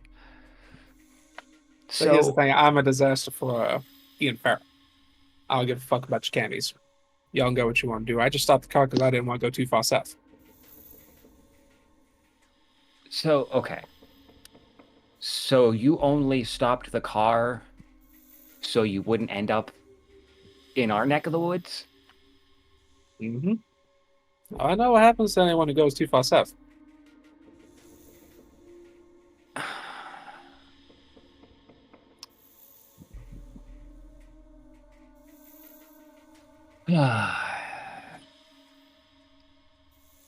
He's going to look over to see the state of the truck. At this point, I will say the other 2 cars pull into the space as you guys can rejoin the scene. What is Drake still in the truck, or are you coming out? Drake's currently sitting on the coffin as if someone has to keep it safe. Okay. Sophie and Maggie, you see Matt with the individual that both of you have shot now at this point, who has their hands up, and the two of them seem to be talking. Maggie will approach, and she's angry. She has her gun still out, and she is walking very quickly. What is your business?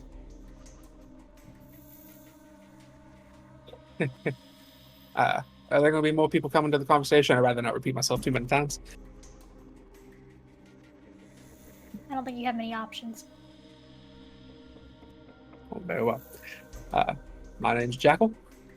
I have some affiliations in the Greater Palm Harbor area, and I have some, we'll say, personal conflicts with the Baron there. We were looking for some kind of evidence to use against him, and we were under the impression that might have been in one of these trucks. I took one, my associates took the other, I got the wrong one. I don't care what you guys have in your truck, I just want to mosey on back to my neck of the woods.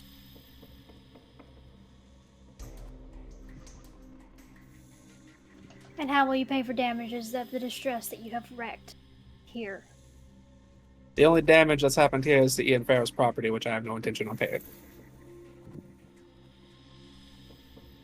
He can call it even as far as I'm concerned.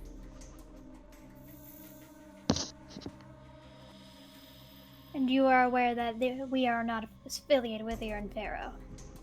Which is precisely the reason I'm ready to just let bygones be bygones and move on my merry way. And you're aware that once these things came into our possession, that they were no longer his, which makes these Camarilla property, which you have brought distress upon. Again, So the how truck do is you not plan on paying Camarilla. that? Did I harm your coffin, madam? Then You no, harmed our nothing assets. here.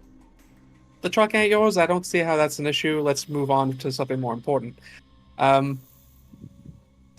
Again, I'm here for paperwork. Your truck don't have paperwork. I've done no harm to you. You've done more harm to me, and your man has killed more men than I did. Can we move on?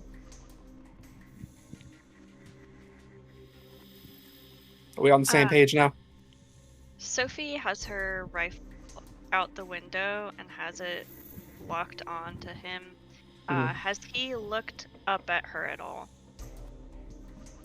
No, he's mostly dealing with the antagonistic Akata. I'll text. Just let him go. We're still not in Camarilla territory. We don't have much of a leg to stand on.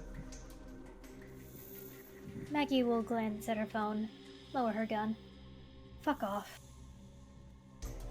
Much obliged. Sophie's gonna yell out the window, "Hey!" And she's gonna stare right at him. He turns toward you. Does he make eye contact? Sure. Okay, I'm gonna do unerring pursuit. Just a moment.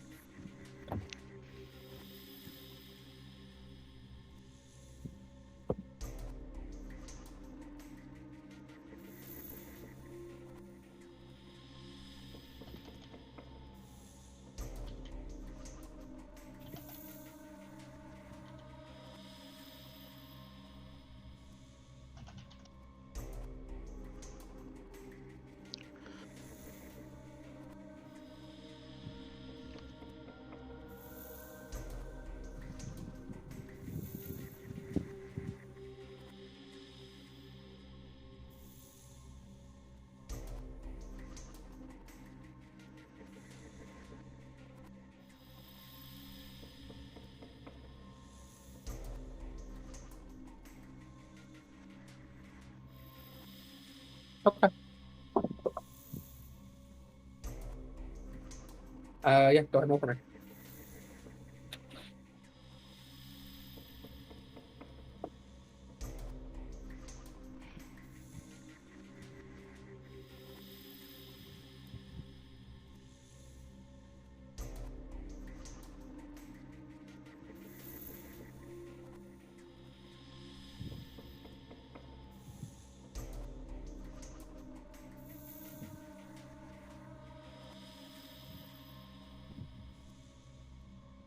That is 4 successes.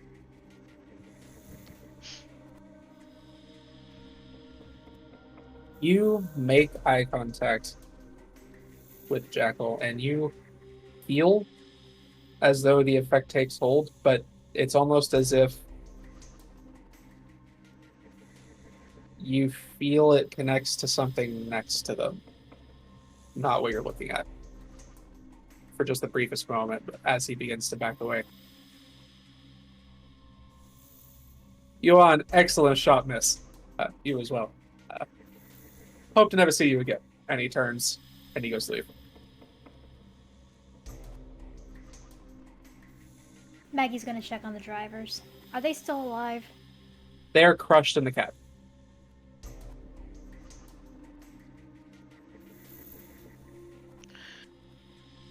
I'm also going to look at the damage, and I'll drop Unseen Passage.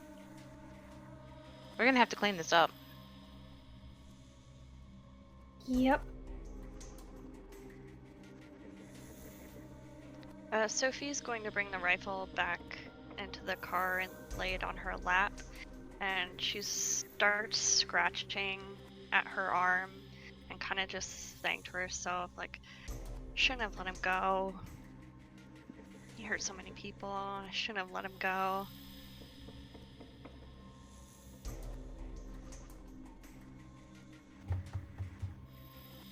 I'm gonna go handle that.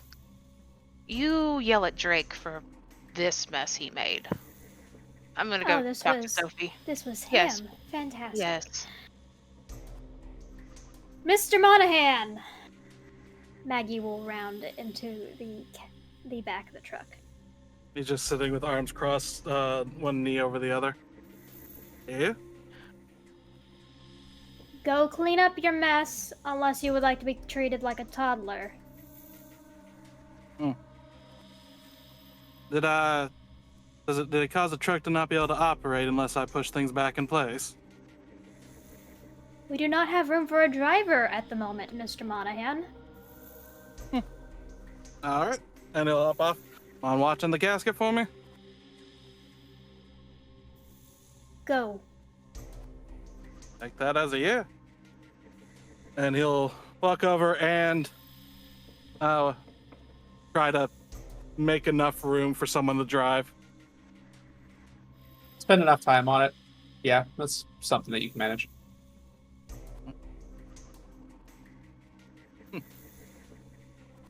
I'll have to run a bit harder next time. Didn't get through as much as I wanted. Oh well.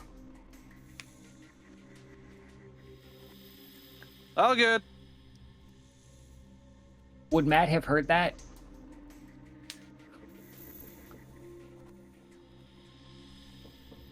Probably. Were you with Drake? Or what is Matt doing during all this? Matt would have probably gone into the back to keep an eye and make sure that the puffin and everything is still there. If you're in the back, you probably didn't hear him commentating on his performance while he was fixing the cab.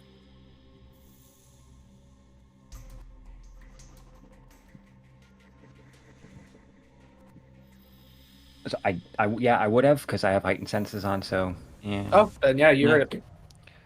Yeah, and then he will yell out, yeah, but then we wouldn't have had a fucking truck to drive. That would have been fine. It just would have been easier to peel away instead of having to push it back in place.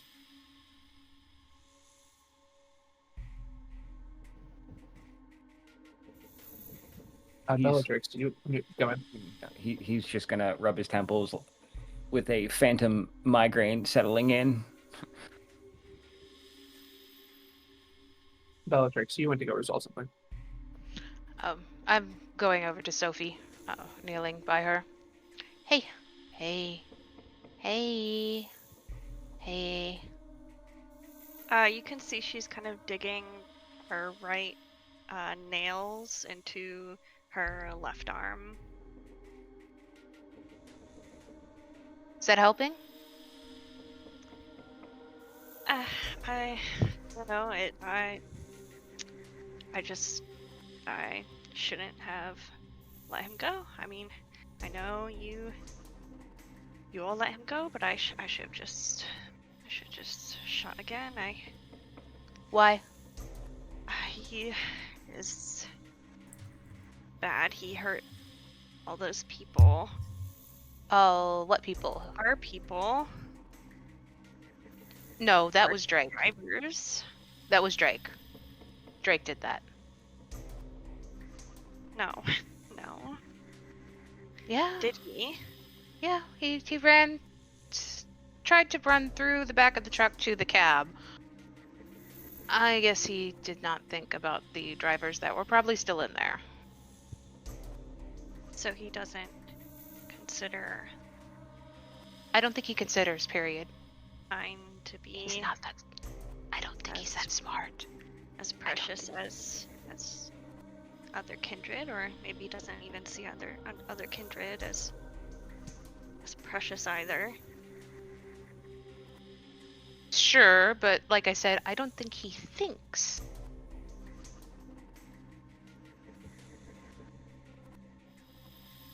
Sophie is looking down at the rifle.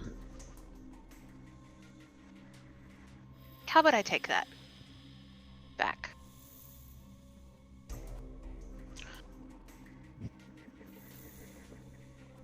You seem very upset. Do you want to hurt something? It happens to me sometimes. I feel like I just want to hurt people that are you know, bad people that hurt others, and I know sometimes we hurt other people, but we're defending ourselves. Right?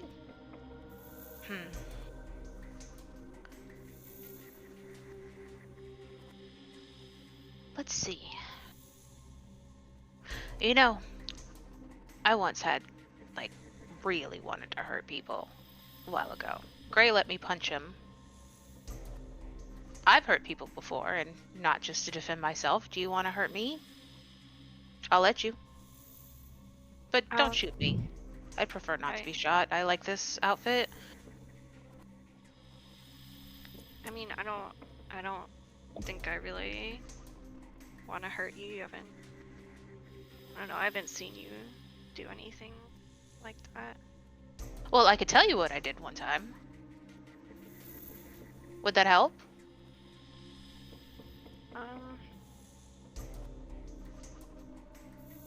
I don't know. Do you think it would change how I perceive you?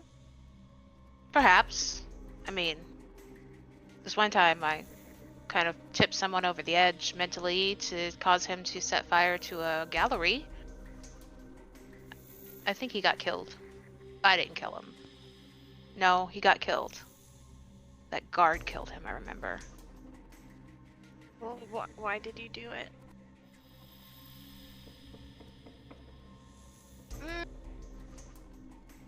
Victor Adams wouldn't let me up into his special room. Also, I think he was murdering his models.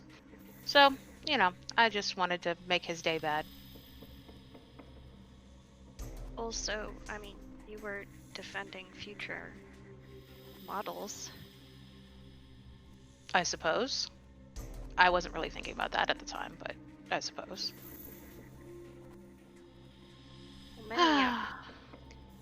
Many moral decisions end up being made without totally thinking. I mean, a lot of it happens in the heat of the moment. Duncan once did something really bad, but he did it to protect us. So he's not bad, and I don't think you're bad either. Oh, you're so sweet. Come on. Take my hand. Okay.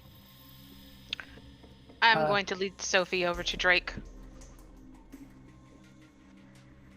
Okay, go ahead. Drake! Eh? Sophie wishes to punish you because you hurt these drivers. I thought they were already dead. But they weren't. So you killed them. Stands to reason that if our truck went off route, that someone had probably gotten rid of them. I didn't know. See, that's what we call here an assumption. So you didn't think at all that they might still be alive? You didn't think to protect them? Ma'am, in my line of work, most of the time they would be dead already.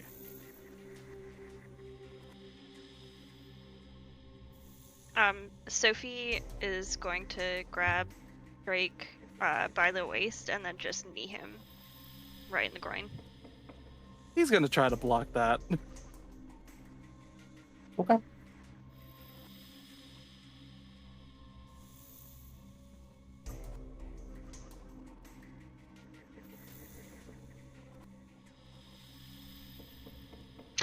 Sure. Can I Strength and assist- brawl versus deck. Go ahead. Can I assist Sophie, like giving her an extra point in brawl by like trying to throw Drake off a bit? Yeah, I'll allow it. All right. Add another dot to your strength and brawl. You give me dex and athletics.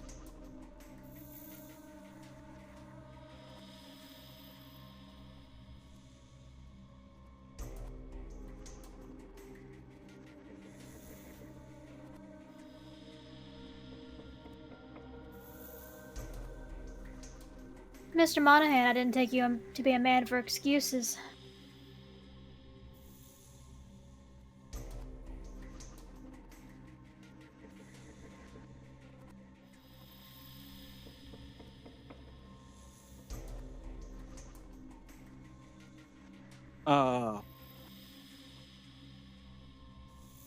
Let's wait for the Indeed. role play in that situation until the nut kick is Yeah. resolved.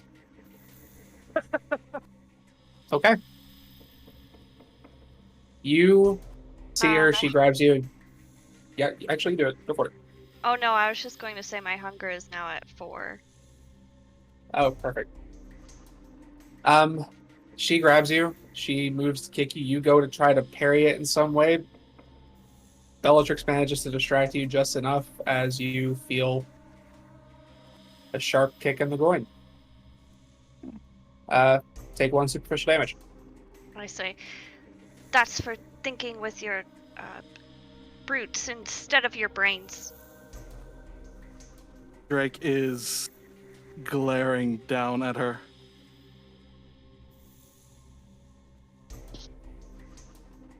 And then he'll look up at everyone else. My job was to protect the coffin. I don't work on excuses. I was giving my fucking reasoning. You were giving an excuse when you were proved your reasoning incorrect. You broke the car. You almost destroyed the cab. Take responsibility for your actions on your assumptions. Nearly called this a masquerade breach. Because, I mean, if anybody actually looked at this cab, who's going to think that something crashed from the back into the cab? And Have you ever seen a semi? Have you ever seen a truck wreck? Whether it's semi or box truck? I'll look at the front of the truck, and then I'll look at the back of the truck, and then I'll be like, yeah, there's no damage in the front or the back, just the middle. Weight distribution. You told us when we accepted you to hire you on for this that you would only kill in self-defense. You said that, and you went back on that, so that's... I'm sorry, but I had to. Your compulsion is satisfied. You know what? Fine, I'll own up to a mistaken assumption. However, I was pursuing the individual we thought that had infiltrated the front of the cab. I feel that for all the criticisms y'all are laying against me, I was still pursuing the job. Without an ounce of critical thought. But let's just keep moving so we can get this job done and part ways. Someone's got their feathers ruffled, don't they? Because you're a fucking moron. Just go around the fucking back! All you have to do is walk or run around. Wasn't that hard. You wanted to be big and macho and crash through the whole thing. I wanted to take care of the enemy. There's a door on that side.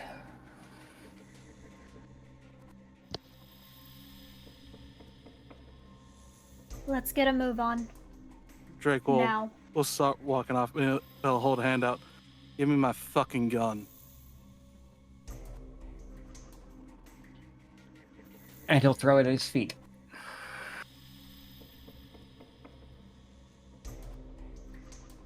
Never liked him anyway.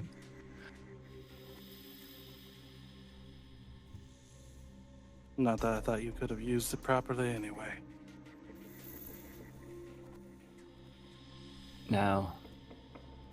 Because I have balls.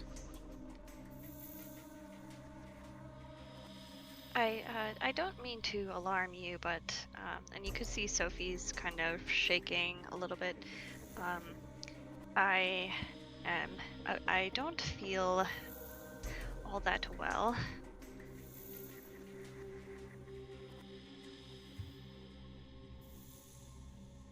What do you mean?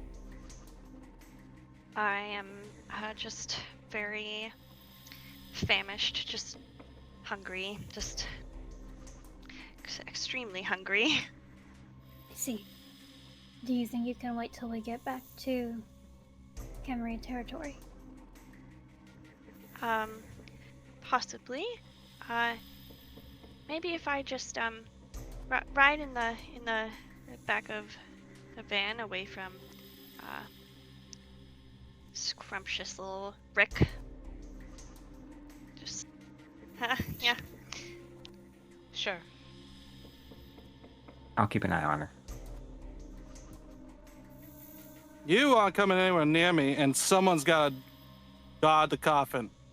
I'm You not don't gonna get to hurt say it. Drake. After that, give me a composure and resolve.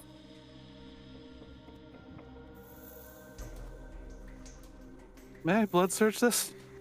Sure.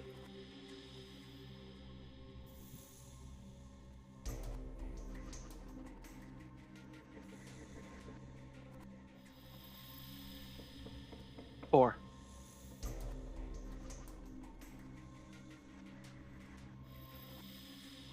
I think while you may disagree with how things have played out, and obviously you're a little sore about how that was handled, figuratively and literally, I think you will manage to not go ballistic in this moment.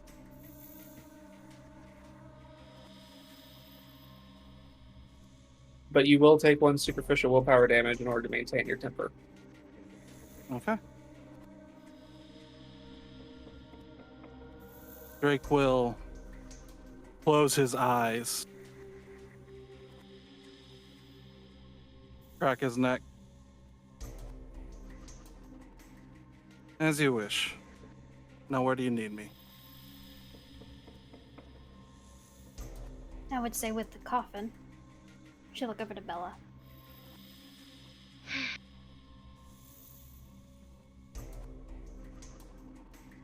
We have a conundrum now that the drivers are dead.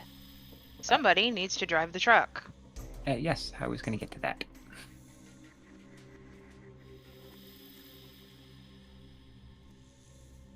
We could see about Ricky driving. One of us can move toward the car. As long as we don't need to be absolute escorts anymore, it shouldn't be as much of a problem. Okay. Perhaps have Jackson drive. Look in the cab at the crushed bodies. How bloody is it?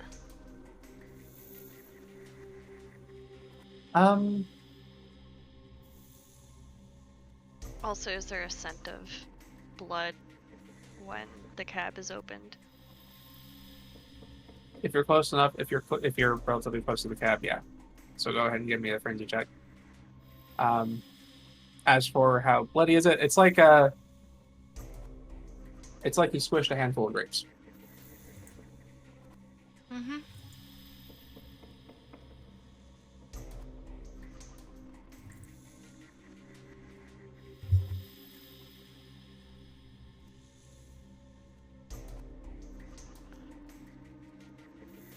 Is that unspent? Okay, yeah, unspent. Yes.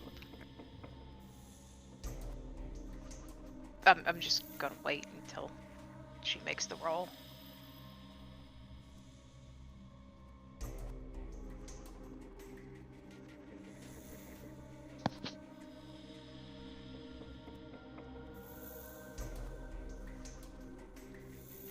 Or is it half humanity? It's 1/3. 30, Oh, 1/3. It's 1/3? Okay. rounded down.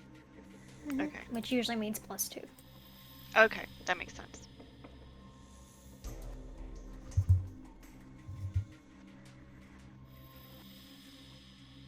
And that one you don't include hunger, correct? No.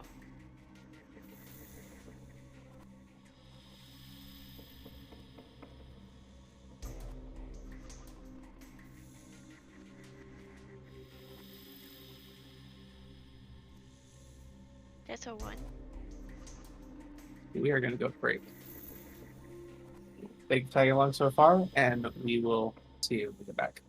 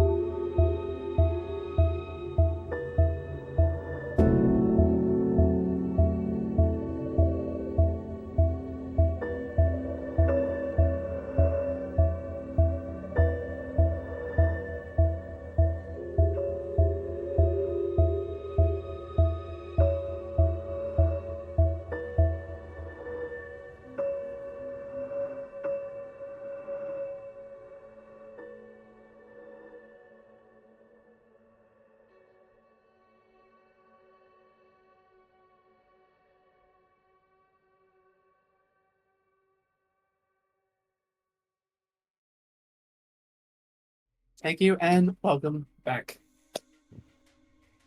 When we took the break, Sophie rolled a 1 success on a frenzy check. So, you immediately smell the blood from the cab.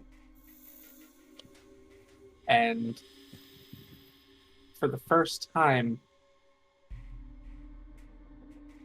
you lose yourself to that hunger as you run airily toward the cab.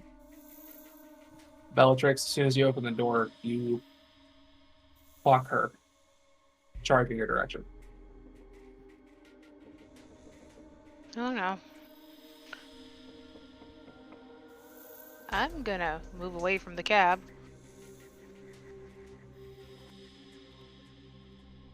Okay.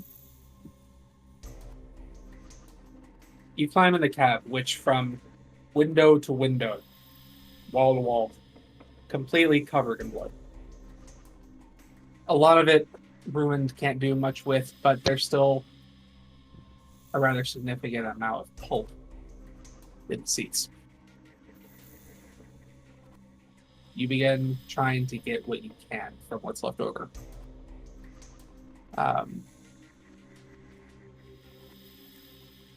I think you can slate 2 off of what's left of these bodies. But you're still hungry. As you kind of perk up, blood covering your clothes, you're up to your elbow in your arms, your face. You turn to the closest source to you. Bellatrix.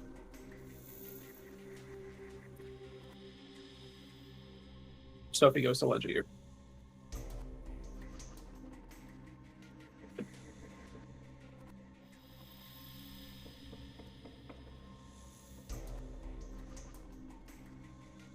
Question. Yes. If I don't dodge, this is just a question. If I don't dodge, would I? It's possible to like get a bonus if I'm attempting to use the stake gun on her.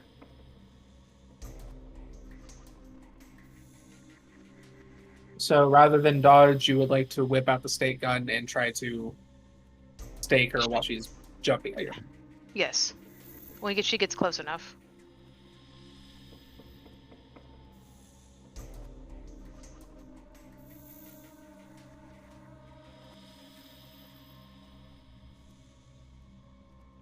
I don't know about a... I'm not sure about a bonus, but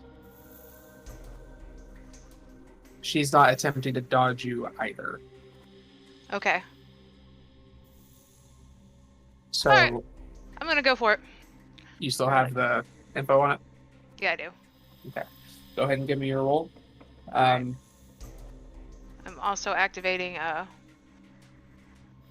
So Herd if you would like mindset. to give me a strength and brawl.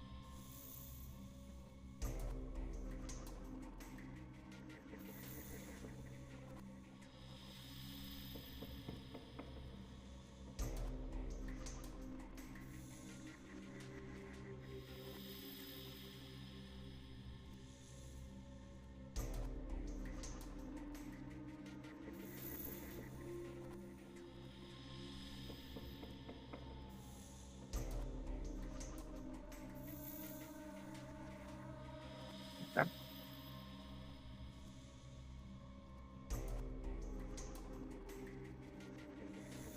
What is the modifier on the gun again, if you could remind me? 3 auto successes. So Okay. be a total of 6. Sophie lunges out.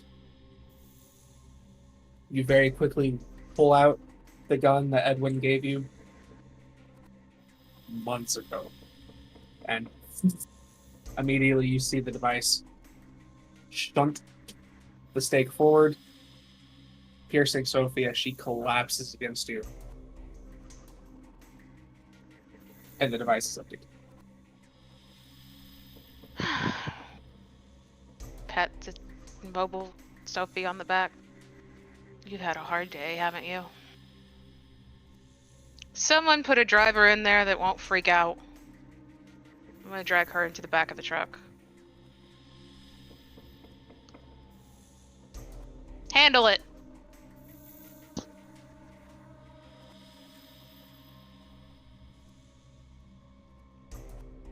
Maggie will go get one of the two guys to get into the front. She'll warn them about the blood. So you're going to tell either Jackson or Ricky to go climb into the cab of the truck to drive it the rest of the way. Unless we plan on moving everything into one of the cars. I'm just asking, just making sure.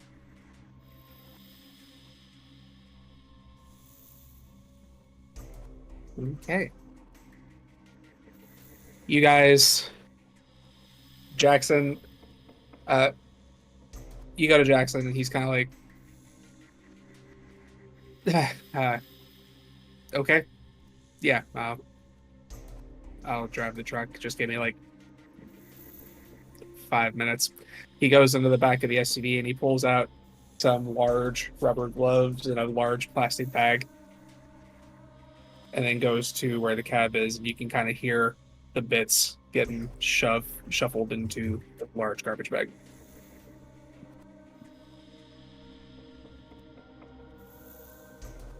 As you guys get everything kind of situated, you load back up, and everything continues moving. You weren't too far away from the Camarilla border. Give me, anyone who's not in the truck, a wits and awareness as you approach.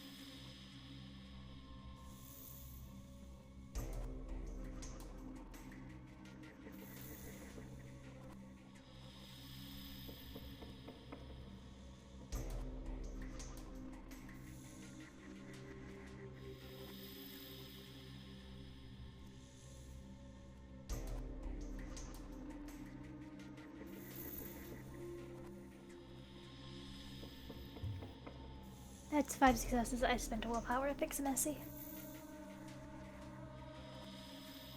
Fair.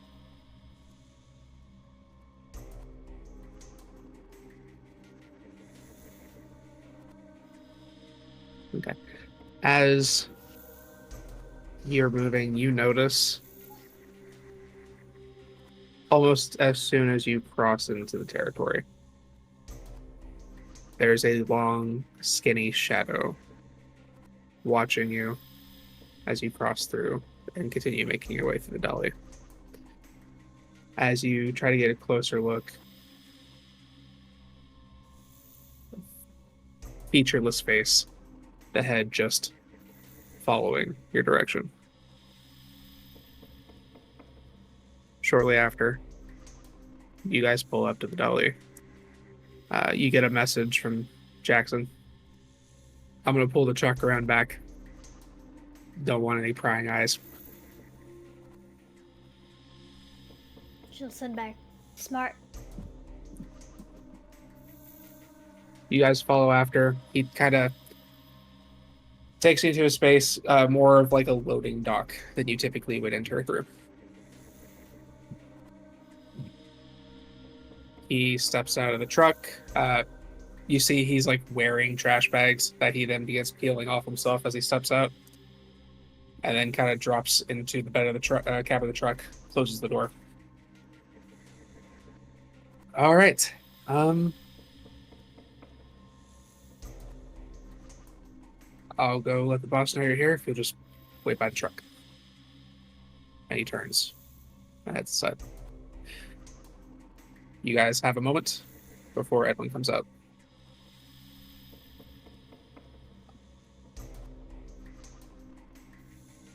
She's got blood all over her face, doesn't she? Sophie? Yeah.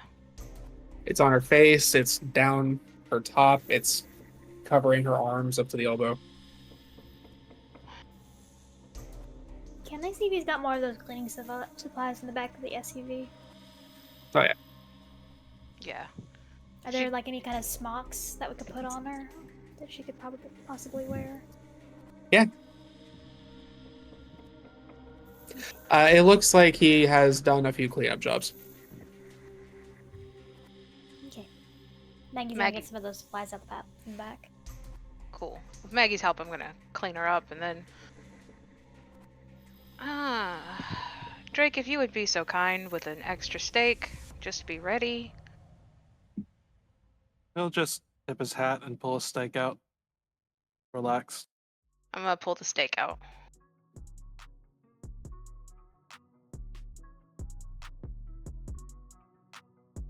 Give me a composure and resolve. Sophie. Here.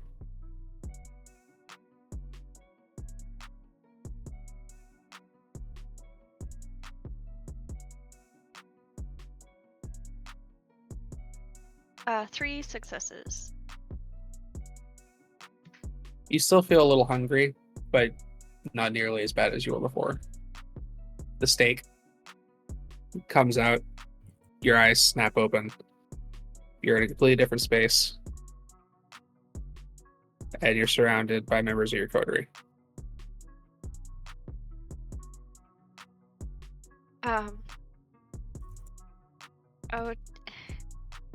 dear me, I don't, not, as I was before. You made a bit of mess of yourself. Here. Happens to the best of us. You just got a bit of the vapors. You're fine.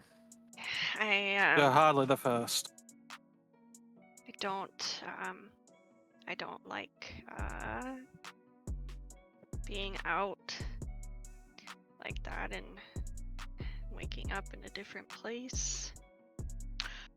I apologize. You were trying to eat me. I don't really. It's a no for me. I deeply apologize, Bella. I normally have no intention of doing that. You weren't really in control of yourself, Sophie.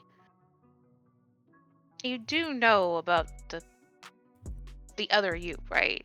Lurks inside, really hungry usually, likes to tear things up, causes messes wherever it goes. Well, I mean, I've seen it twice with Nicholas, and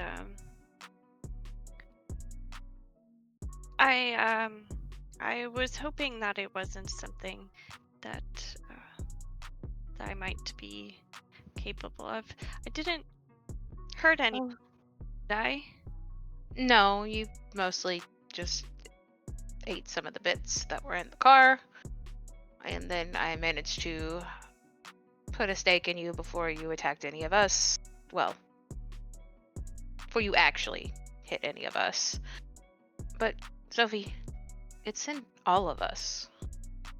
We're all capable of that. Well, usually when I was, controlled, it was by other,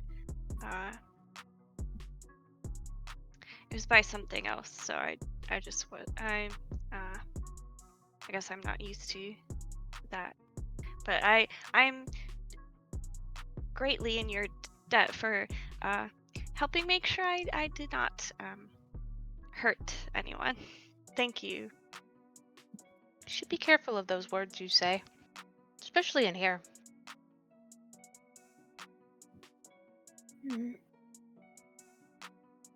But we'll have a talk about this later. Right, you're correct. Yes, let me hop to it.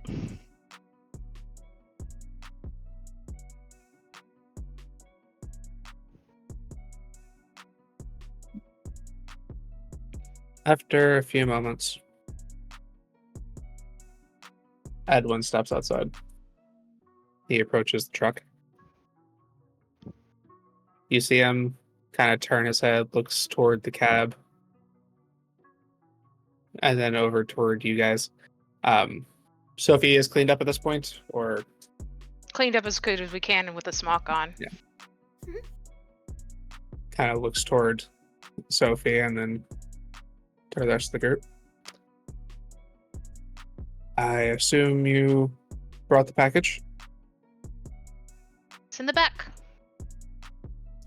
He moves to the back, climbs up, opens the coffin, examines the body.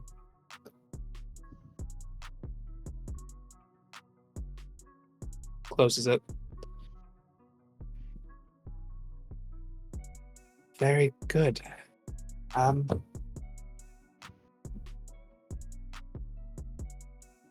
I understand things got a little rocky. There was some interference. Do you know by who? People of Pharaoh's barony, apparently. But they got the wrong truck, they said. Which Yeah, means the other wasn't a decoy. no. Jackal, I do believe the guy's name was. He said he was after paperwork.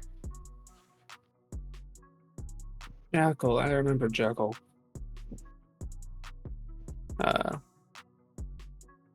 Ravnos helped us with the mage problem. Yeah, he said he picked the wrong truck. That's curious. He's friends with Pharaoh. I don't understand why. It's not our concern. You let him go? I did not feel like getting into a fight when we were so close to the border. And we were already having to clean up one mess.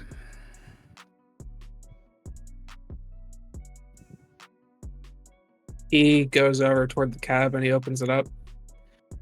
Kind of looks about.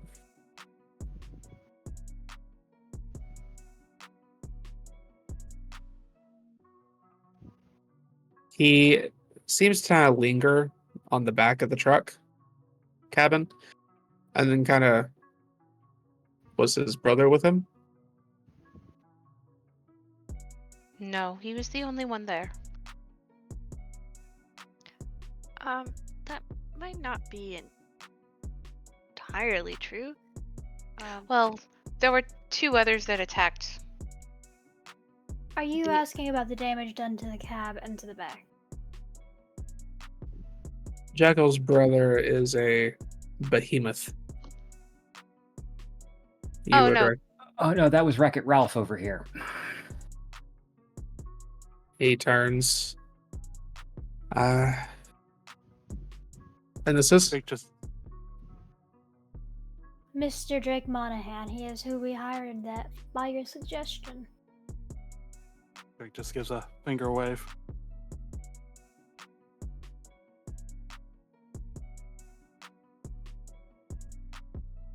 Mr. Monahan.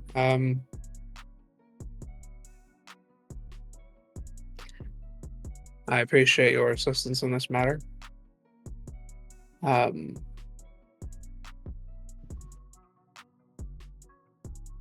He looks back toward the truck. However, it would, if you're going to continue operating within the confines of this territory, considering where I sent them to find someone,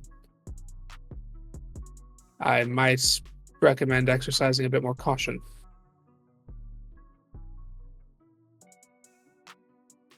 Yeah, that's been made clear to me. Glad to hear it.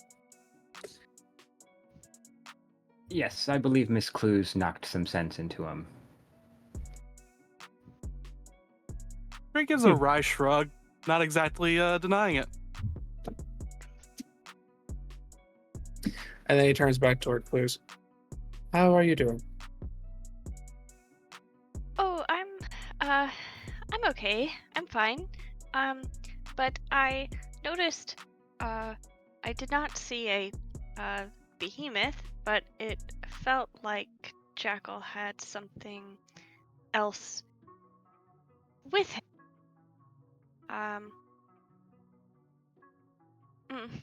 I'm not sure exactly how to describe it. I really wanted to know where he was going because I felt very fervently that I wanted to punish him for what he did, which I'm not as quite in that state now. But I really wanted to follow him later, maybe, and I felt this sense that maybe maybe he had a friend. I mean, Maggie, did you see any ghostlings upon him? I didn't look at him in such a way. I did. Jackal has a trick Felix used the first time that we encountered him. He was staked.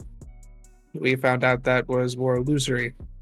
He made it appear as though he was maybe a couple inches to one direction than he was, so they staked the wrong space.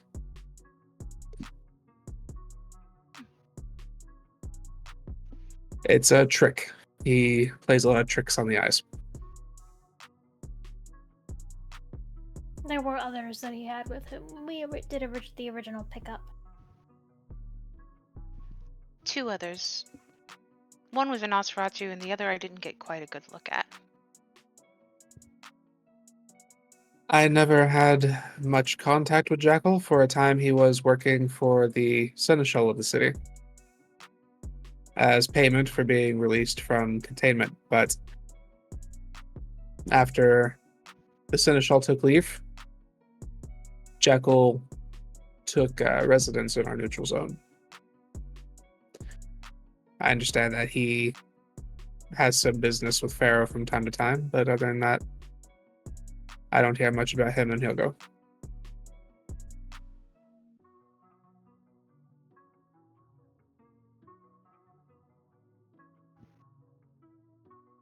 That said, Well, you have your body. I do. I'll make sure this is put in the proper place for the prince to view later. Is there anything else I need to know about?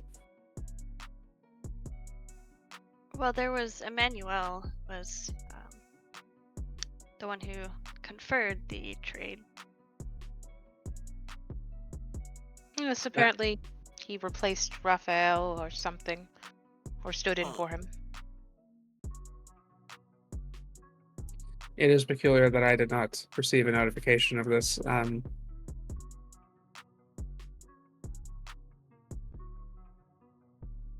I will say I do know Emmanuel, but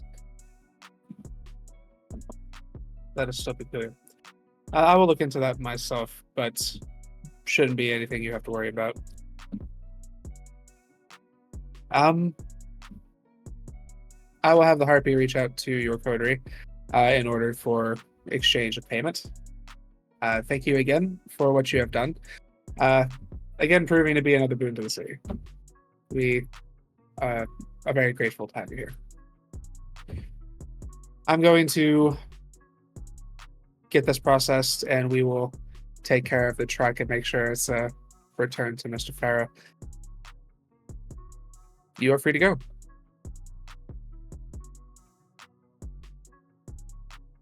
Excellent. I apologize. This is a little bit of a personal matter. I'm not sure he would appreciate me divulging this, but Gray has been coming to me in regard to learning a little blood sorcery. And I haven't seen him in some time. He's usually pretty focused. Honestly, we have not seen him either. I've been looking into what has happened to him, but I don't have anything solid. I see. I have suspicions. but Suspicions? I'd rather keep them to myself for now. Never good to levy suspicions on people when you don't have any proof. More than understandable. In that case, that's all for me. He bows to you lightly, and then he and Ricky and Jackson go over and begin to load the coffin onto like a wheeled table and move it into the building.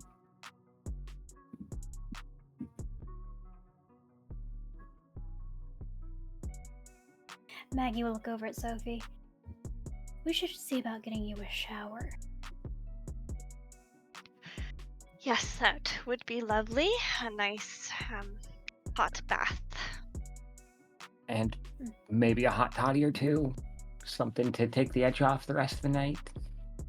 I think we can find someone for that. I think so.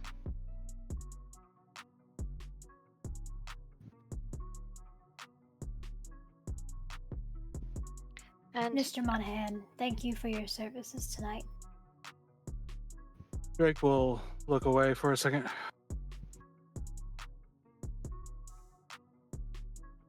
If I'm being honest, much as it pains me to say it, it would seem that your group handled things without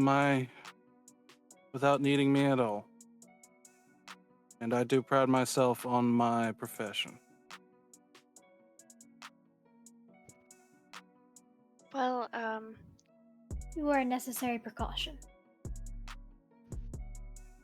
I also apologize for my actions toward you. They were not very civilized. It was in the heat of the moment, and I can now apologize to you.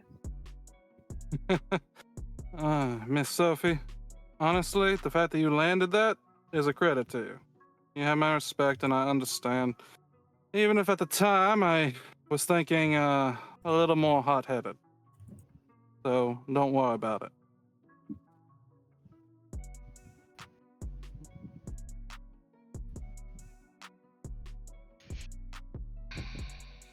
And I'd like to think that despite this hiccup, we'll call it,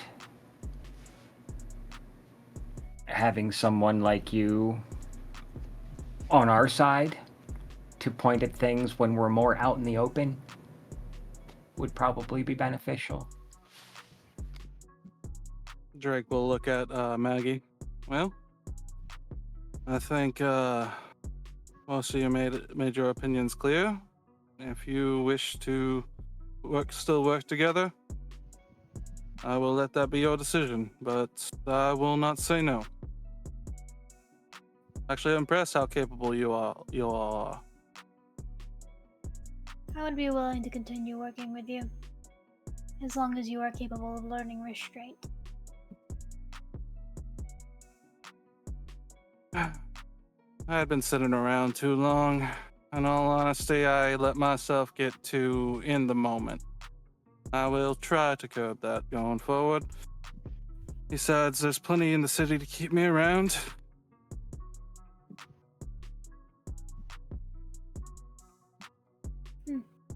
You have your uses. Practical.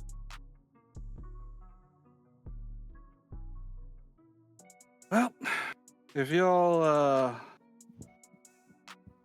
want to hold up your end of the bargain, I could use a place in the area to make sure it's safe. And course. if you wish further business, just reach out.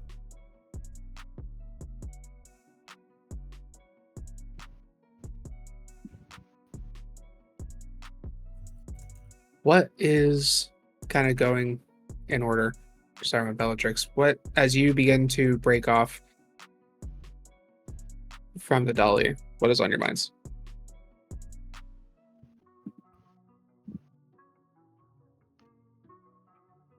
Let's see.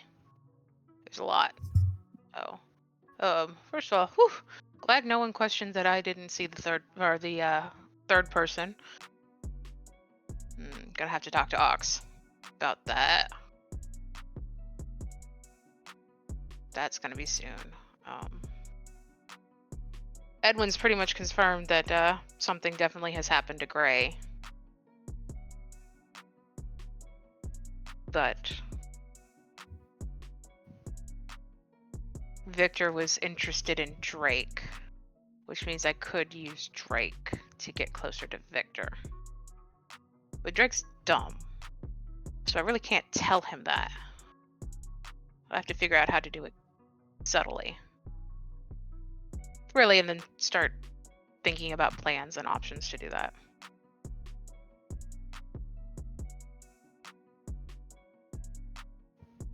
Drake. Drake's sore. Like, just not physically anymore, but he's definitely sore about his more than anything about his own performance. He's not used to being basically non-essential. Not to mention being back under someone's leadership, for lack of a better word. But pain, failure, and chastisement are the way he learns. And he's not going to go away. He's not going to let pride keep him from learning a lesson that's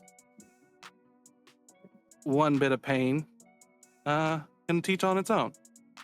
He's still pissed. Although now that he has can set up a place of his own, is feeling it's time to look into this Victor person and see whether or not he's going to have to get to work, for lack of a better word. Maggie.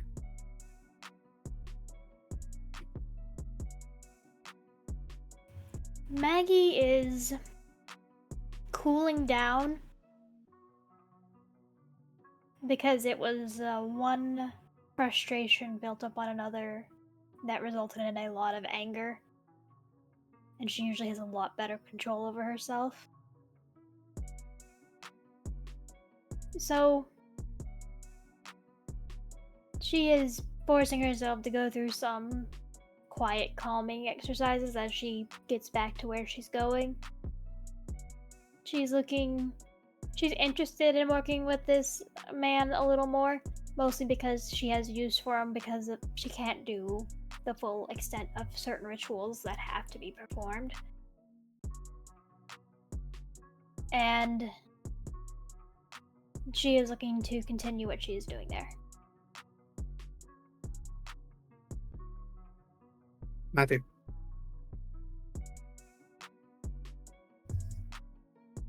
That man is going to ruin everything he touches. But it's safer to see him doing it. That way we can at least keep an eye on him. Because he's dangerous and volatile, and Matt is probably not going to trust him anytime soon. But better with an eyesight so we can correct or deal with the situation when it happens than him being in the wind and us not knowing where he's at. I'm pretty sure we'll find him, though, because there will be a lot more fires and holes.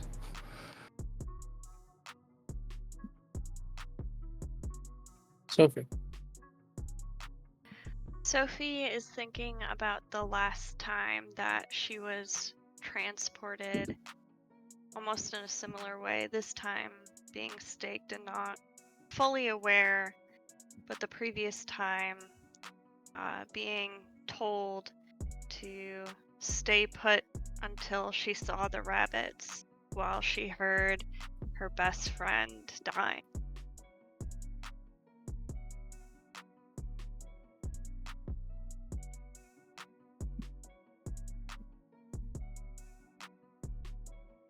You all go on.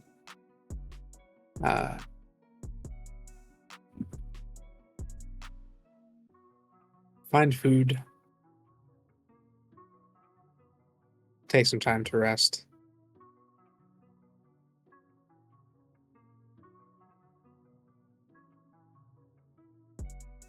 and then part ways. And it's a couple weeks before you guys will see each other again.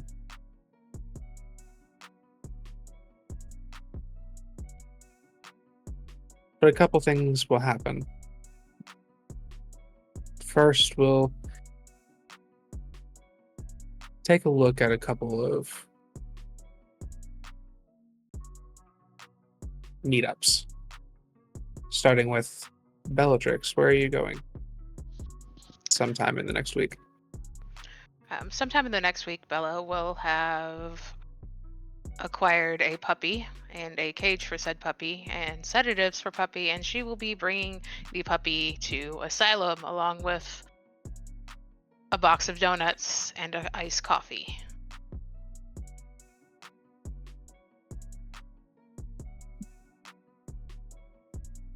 Ox.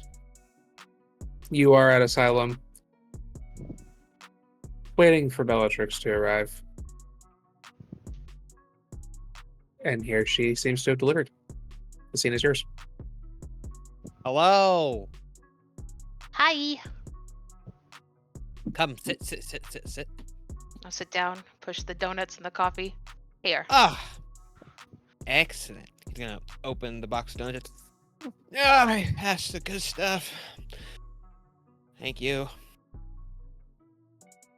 Put the puppy on the table. Is it dead? No, I'll poke it. It's just calm. It's not even dead. It's not even sleeping. It's just very calm. You know, they freak out around us. Freak out around you? And try and take the puppy out. It just kind of like ragdolls. Is broken. It's just sedated. I accept. He'll gently put it back. You can keep it. I It will. won't be sedated for long. So, Do you have more of the sedatives? a little bit. You know, you could just also give it your blood, and then it'll definitely love you. Ah, Or you could start with the sedatives. I'll set a little bottle down. thanks. Only give me the bottle back. Take out a pen. All right, only give it this much. I'll take a small, like one of those little syringes that you feed it, and I was like, here, see this amount. The 3, Okay. fill it up Okay. to the 3, and then feed it to the puppy. Or To have the 3. have feed the somebody, not you, because it might freak out. I don't could get Imogen to do it. She does this kind of stuff all the time. Well,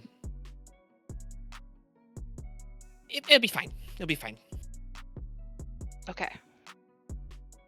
Yes. This will work. We'll name you Sir Reginald the Fourth, even though there haven't been 4 others, but your name will be Sir and Reginald. Perfect. First, middle, Well- last name. So, before we get into the business, I want to know what you've been up to. I don't know. What have you been up to? I asked first.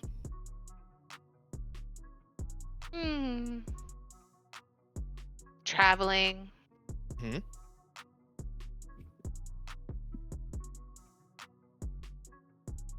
Seeing the sights of the city. You know. Yeah? Like where? Around. Yeah. Interesting parking lots. Yeah, the parking lots are pretty strange these times of nights. Yeah, they are. Mm-hmm. Yeah. Weird cowboy bebop seems to be showing up. Yeah, so does like weirdos and pink hats. Yeah, they do. Mm-hmm. I remember a story about the 2 siblings who had separate sandboxes, and they were very particular about their toys and didn't want to share the said toys, so Dad told them that they could play in their own sandboxes, right? they agreed to stay in their respective areas to not have to share toys. One sibling brought toys over to the other sandbox. That other sibling saw the toys, and then the other sibling started playing with their toys. That made the other sibling pretty upset because the agreement was pre-established. So, I don't know how the story ends, but how would you think two siblings about the sandboxes should try and figure out the corresponding sandbox issue?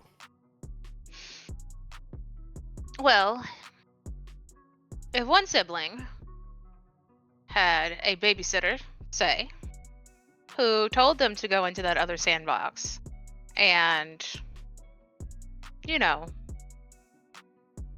retrieve something of the babysitter's, or a gift for the babysitter, apparently, she may have to do that because that sibling doesn't really have much of a choice because the babysitter is requiring that of her. Okay. Of course, then that sibling was nice enough to let the brother's friend go off without getting caught in her sandbox. That's fair. Okay. While the other sibling was apparently playing with somebody else's toy that was in that sandbox. Wasn't exactly the siblings. But was in the sandbox. It was in the sandbox. Then again, I'll pull out the hard drive. Maybe the sibling that had to go up there because her babysitter told her might have something on the babysitter that would keep her from doing that again. But she has to see. Yes, the siblings turn on the babysitter. I like this. Yes, hand it over. We shall take care of the babysitter to keep them out of the prospective sandboxes. I'll push it over. Okay. He'll get his laptop out, pull it open. It's got a bunch of like old 80s and 90s dad metal band stickers all across it. RGB keyboard that no longer has a giant knife hole in the keyboard. All right, let's get into it. Okay. Give me an intelligence and tech.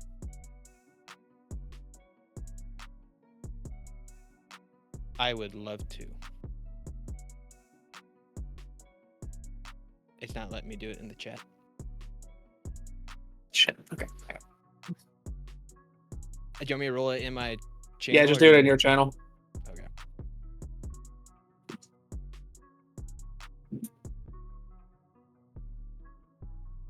That makes no sense, but okay.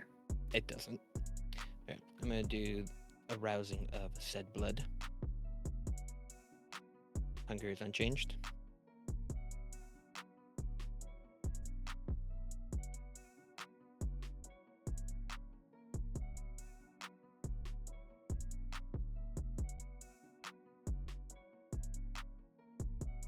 Gonna burn a will.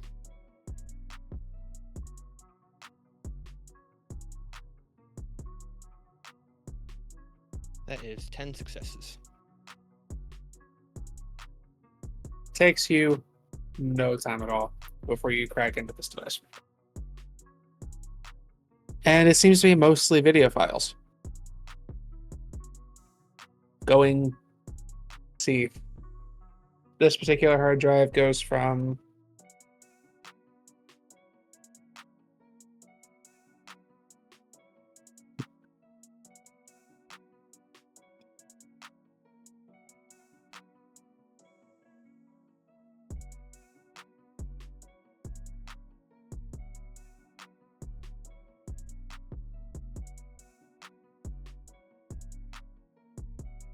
this drive goes about 3 months back from when EO made an offer to the Camarilla to bring back the dead that they had lost in the city.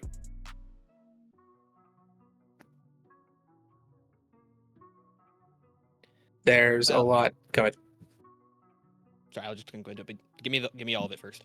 All right. There's probably a good couple hundred, several hour long videos. You see there's another folder where it looks like some clips maybe have been moved to, but there is a lot of material here. Oh, dearest sibling, what do you know about this Theo? Heard he caused a lot of trouble months back before I got here. Some sort of magic user. I tell you, mages are annoying, and they're stupid, and their weapons are dumb. But don't worry, I took care of one of their problems.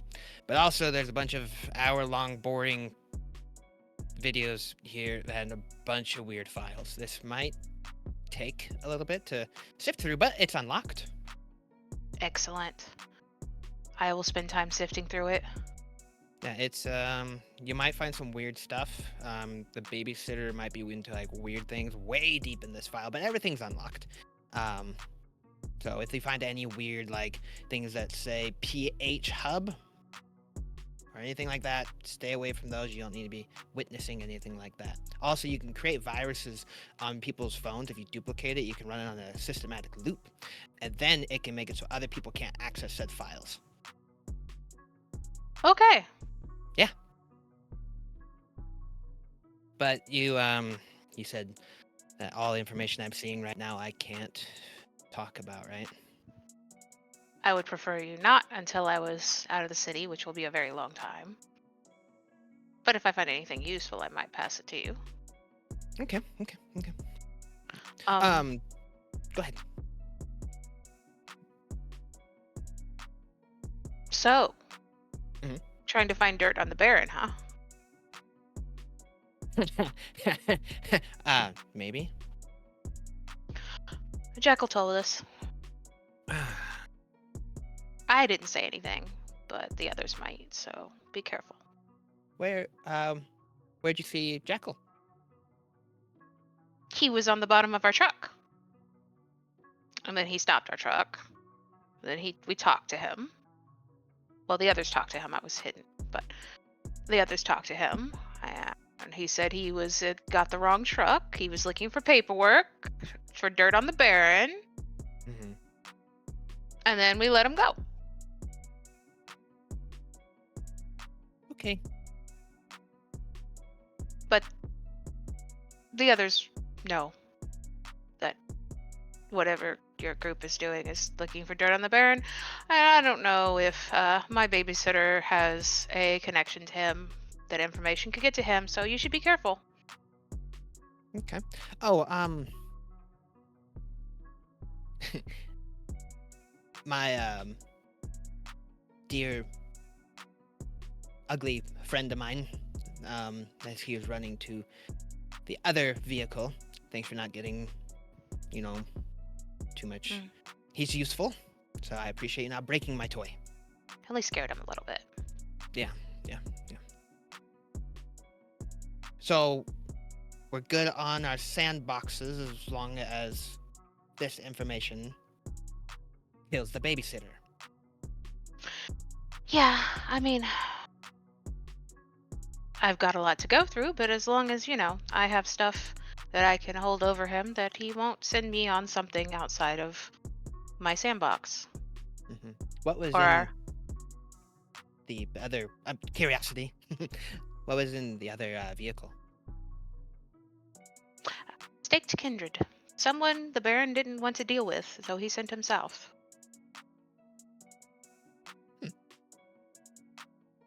The Baron is a interesting individual. I don't know who it is. I've never seen them before. Looks like an old man. White hair. Covered in blood. Staked.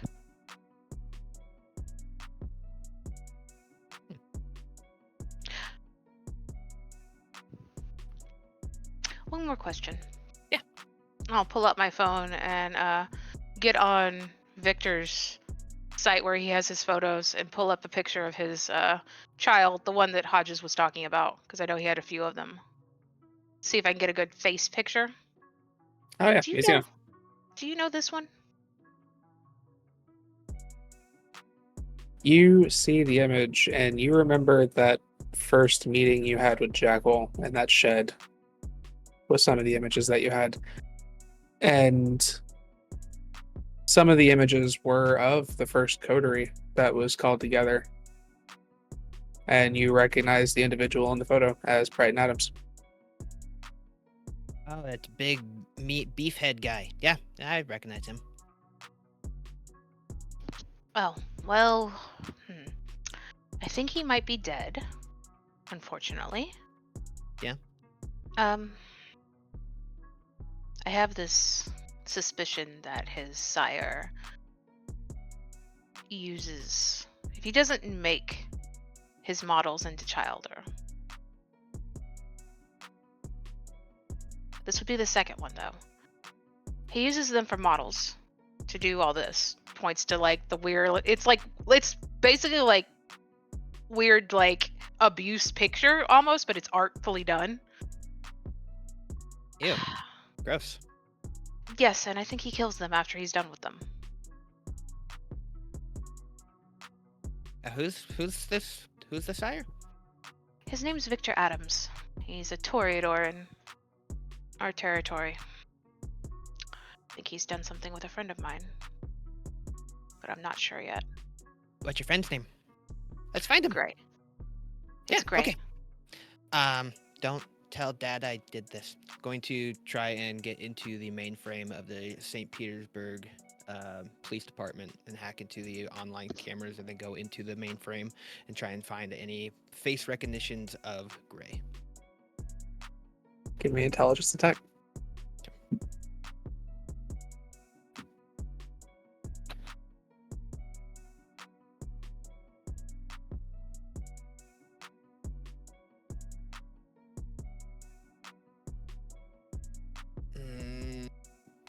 Yeah, I'm gonna burn another will.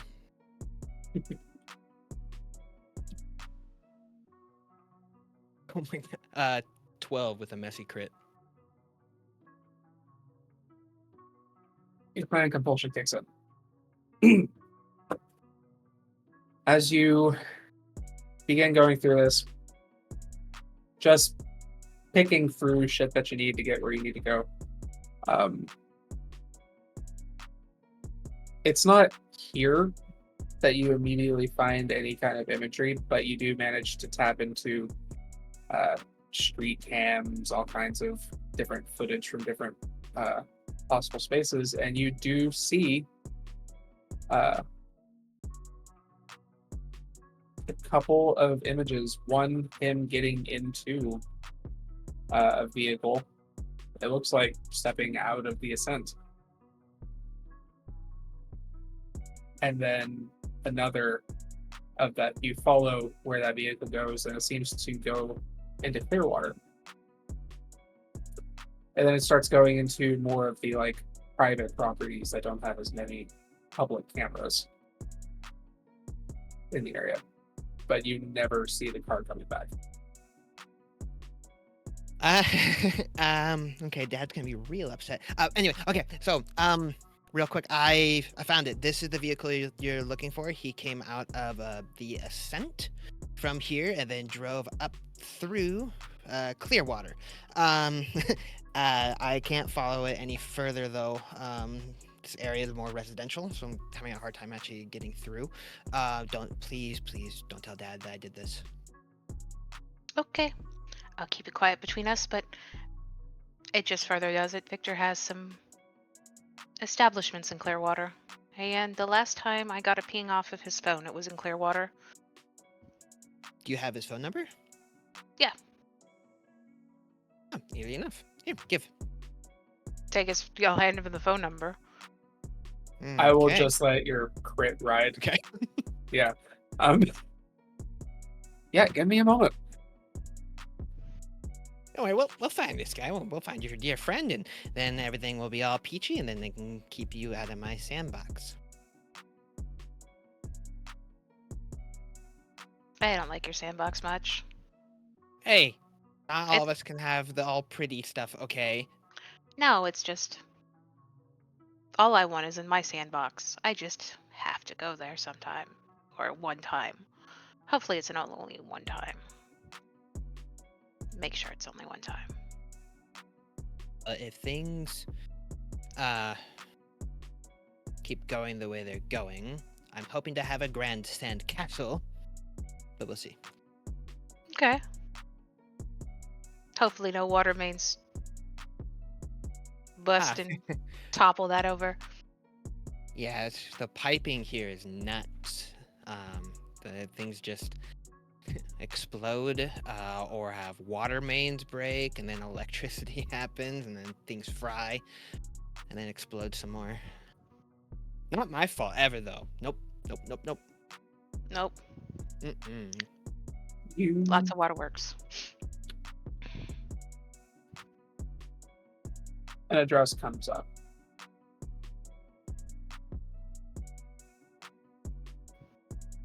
Three 7-052.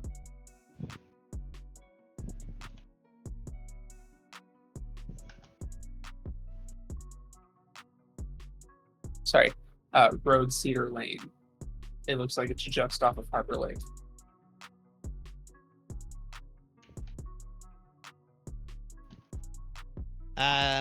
So he may not be there, but this phone goes to 37052 Road Cedar Lane. It's right by this lake here. Okay. Is So- that the same address that I got from Hodges, or is it close to it? Pretty close. Okay. And it's pretty much just off center from that ping that you got. I'd check there. Okay.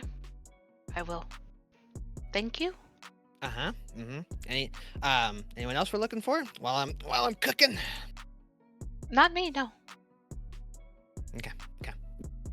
When you make the offer, you notice your computer seems to kind of act a little funny. You see it almost seems to, the screen seems to flicker a little bit. Ooh. And you just see a couple of glowing orbs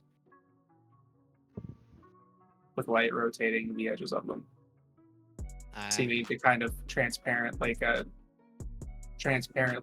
present over what you have on the screen. Hold on, that's not good. Going to boost the firewall. Try and push whatever it is out. Nope. Okay.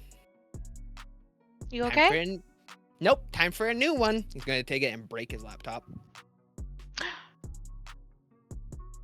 Send me what you need and I'll buy you a new one. You were looking into it from me, so I owe you a new laptop. Okay, I'll send you the stuff. Best Buy should have it. If not, we'll build it together. We can go to Newegg and we'll buy all the pieces, and then we'll meet up at another time, and then we can place it and we can build it together, and then you can have one and I can have one, and then we'll have matching laptops. Okay. Okay. Do that, but now I only have a phone, and I can't do as much. But that's fine. But yeah, I will. I'll send you over what I need, though. Okay. Well, I believe that my laptop being broken, and while you have all your stuff, I have my puppy, my donuts, and my coffee. So I will bid you adieu. Stay out of my sandbox, and I'll stay out of yours. Okay? Loves you. Bye. Bye. Get up, pick up his stuff, throw it away, and then look at it like, actually, he'll pick it back up, and burn, put it back in the satchel, and walk off. As Ox leaves, what's on Bellatrix's mind?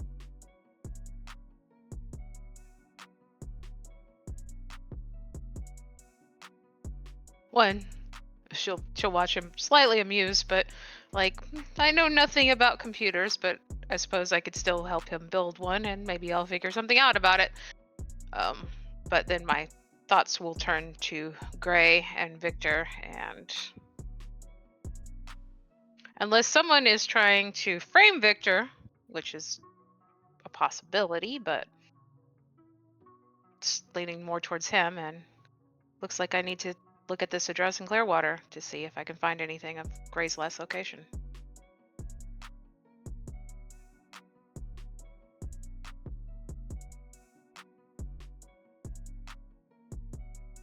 You take the information that you have, and you go to the asylum to pursue whatever approach you will take in order to get to the bottom of this. As you leave, we'll transition to Drake.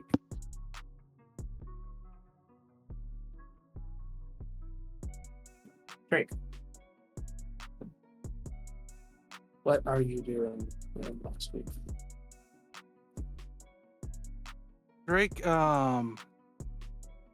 Drake's finally reached out to Victor, who set up a neutral meeting before he's willing to go along with just showing up at a place that Victor probably has all the cards.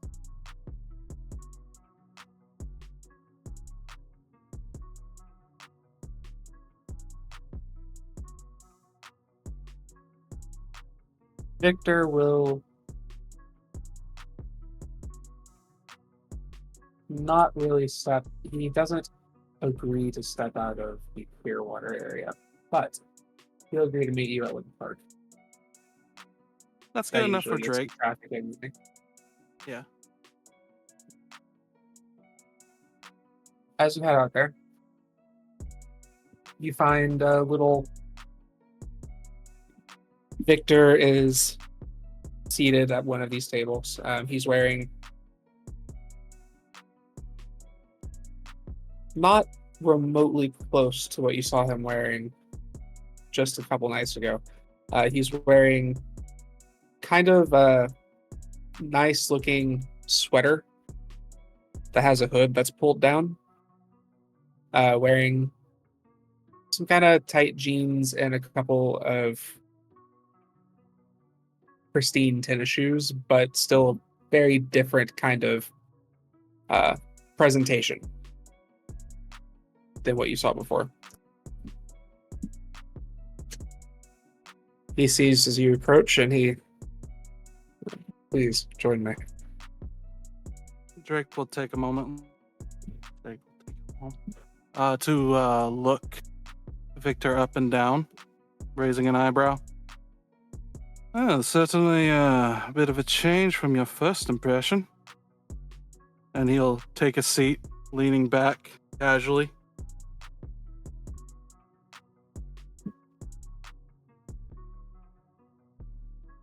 Have you reached out to tell me you've reconsidered my offer? I'm willing to actually hear the offer a bit more in detail, and we'll see.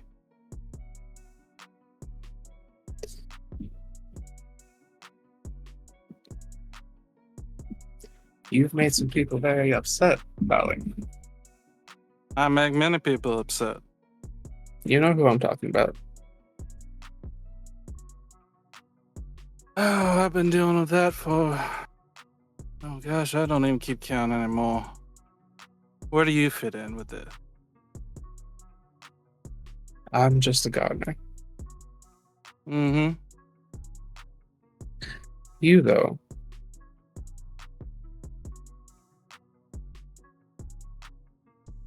You are on the verge of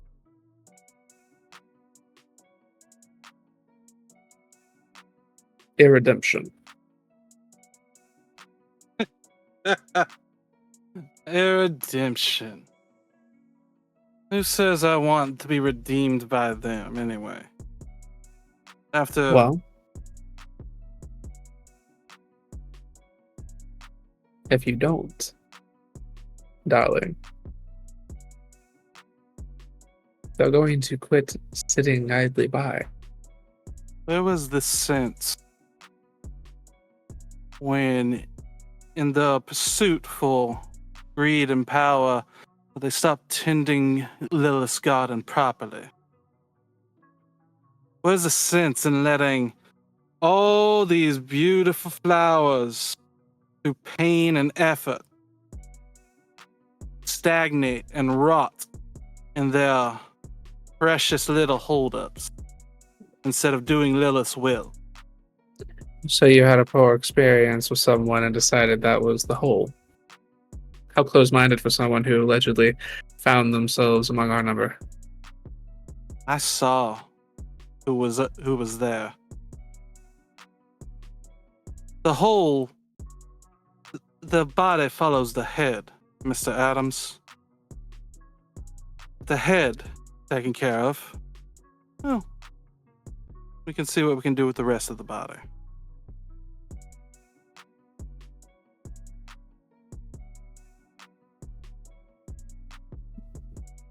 So I will take this as a rejection then.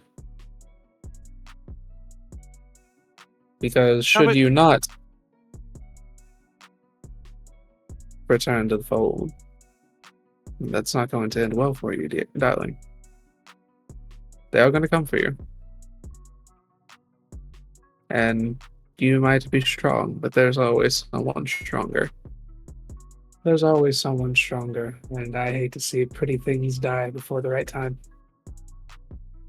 You know, I've heard some rumors that, about how you handle pretty things. I just help people achieve perfection. Once they're done there, move along. The point isn't to waste perfection, it's to, once we've cultivated it, the point is that everything Lilith is trying to achieve is stronger for it. Not And just what makes cut you the flowers. so much more of a voice for what Lilith wants than everyone else? How do you know better, Mr. Monahan?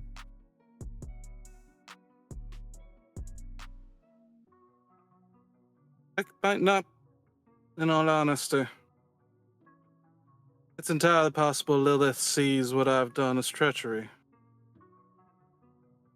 But I see it, as you can tell, far differently.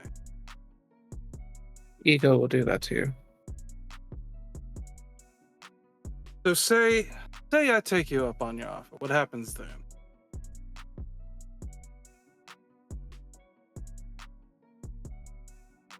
Well, I suppose that's between you and those who care. On their way, are they? You don't have much time left.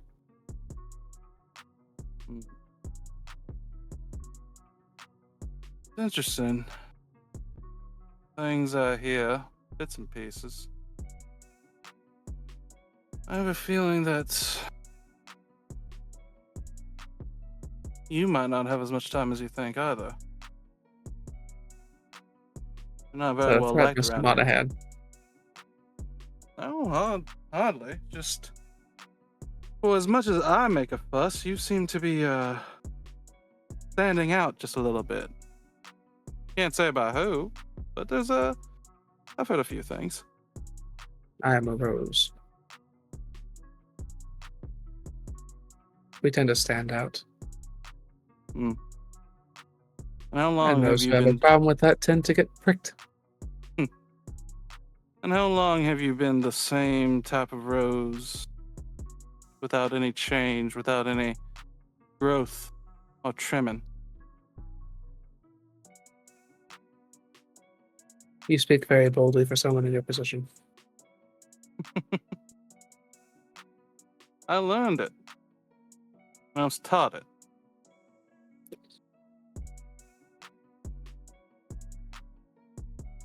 I will take your answer as a no then. I don't think you want to take it as a no. Not with me, Mr. Adams. And that is a threat.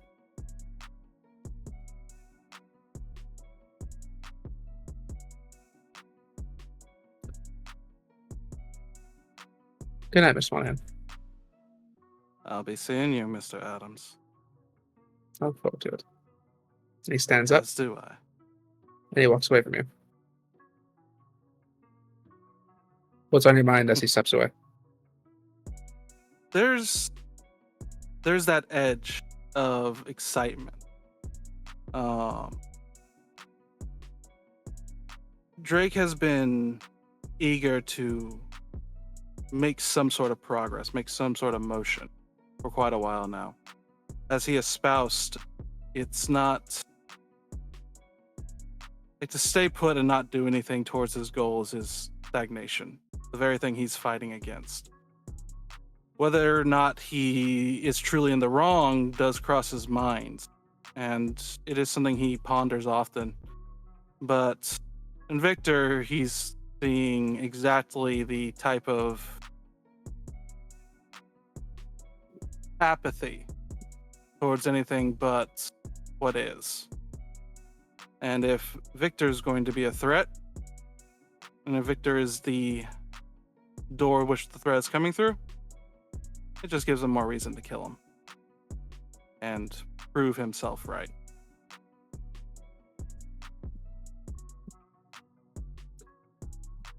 As you go to leave the park, more cemented in the decision that you were already leaning toward, we will shift to the final scene. We follow Victor as he walks away from the park, continues down the road. A lake comes into view, whereas this large manor is gated. He goes in, opens the door. We see him step and he closes it behind him. He turns around and kind of presses his back against the door and seems to smile at someone.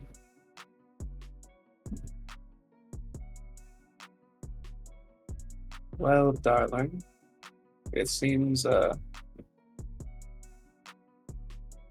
perhaps your friends won't be so quiet as I thought. He steps forward.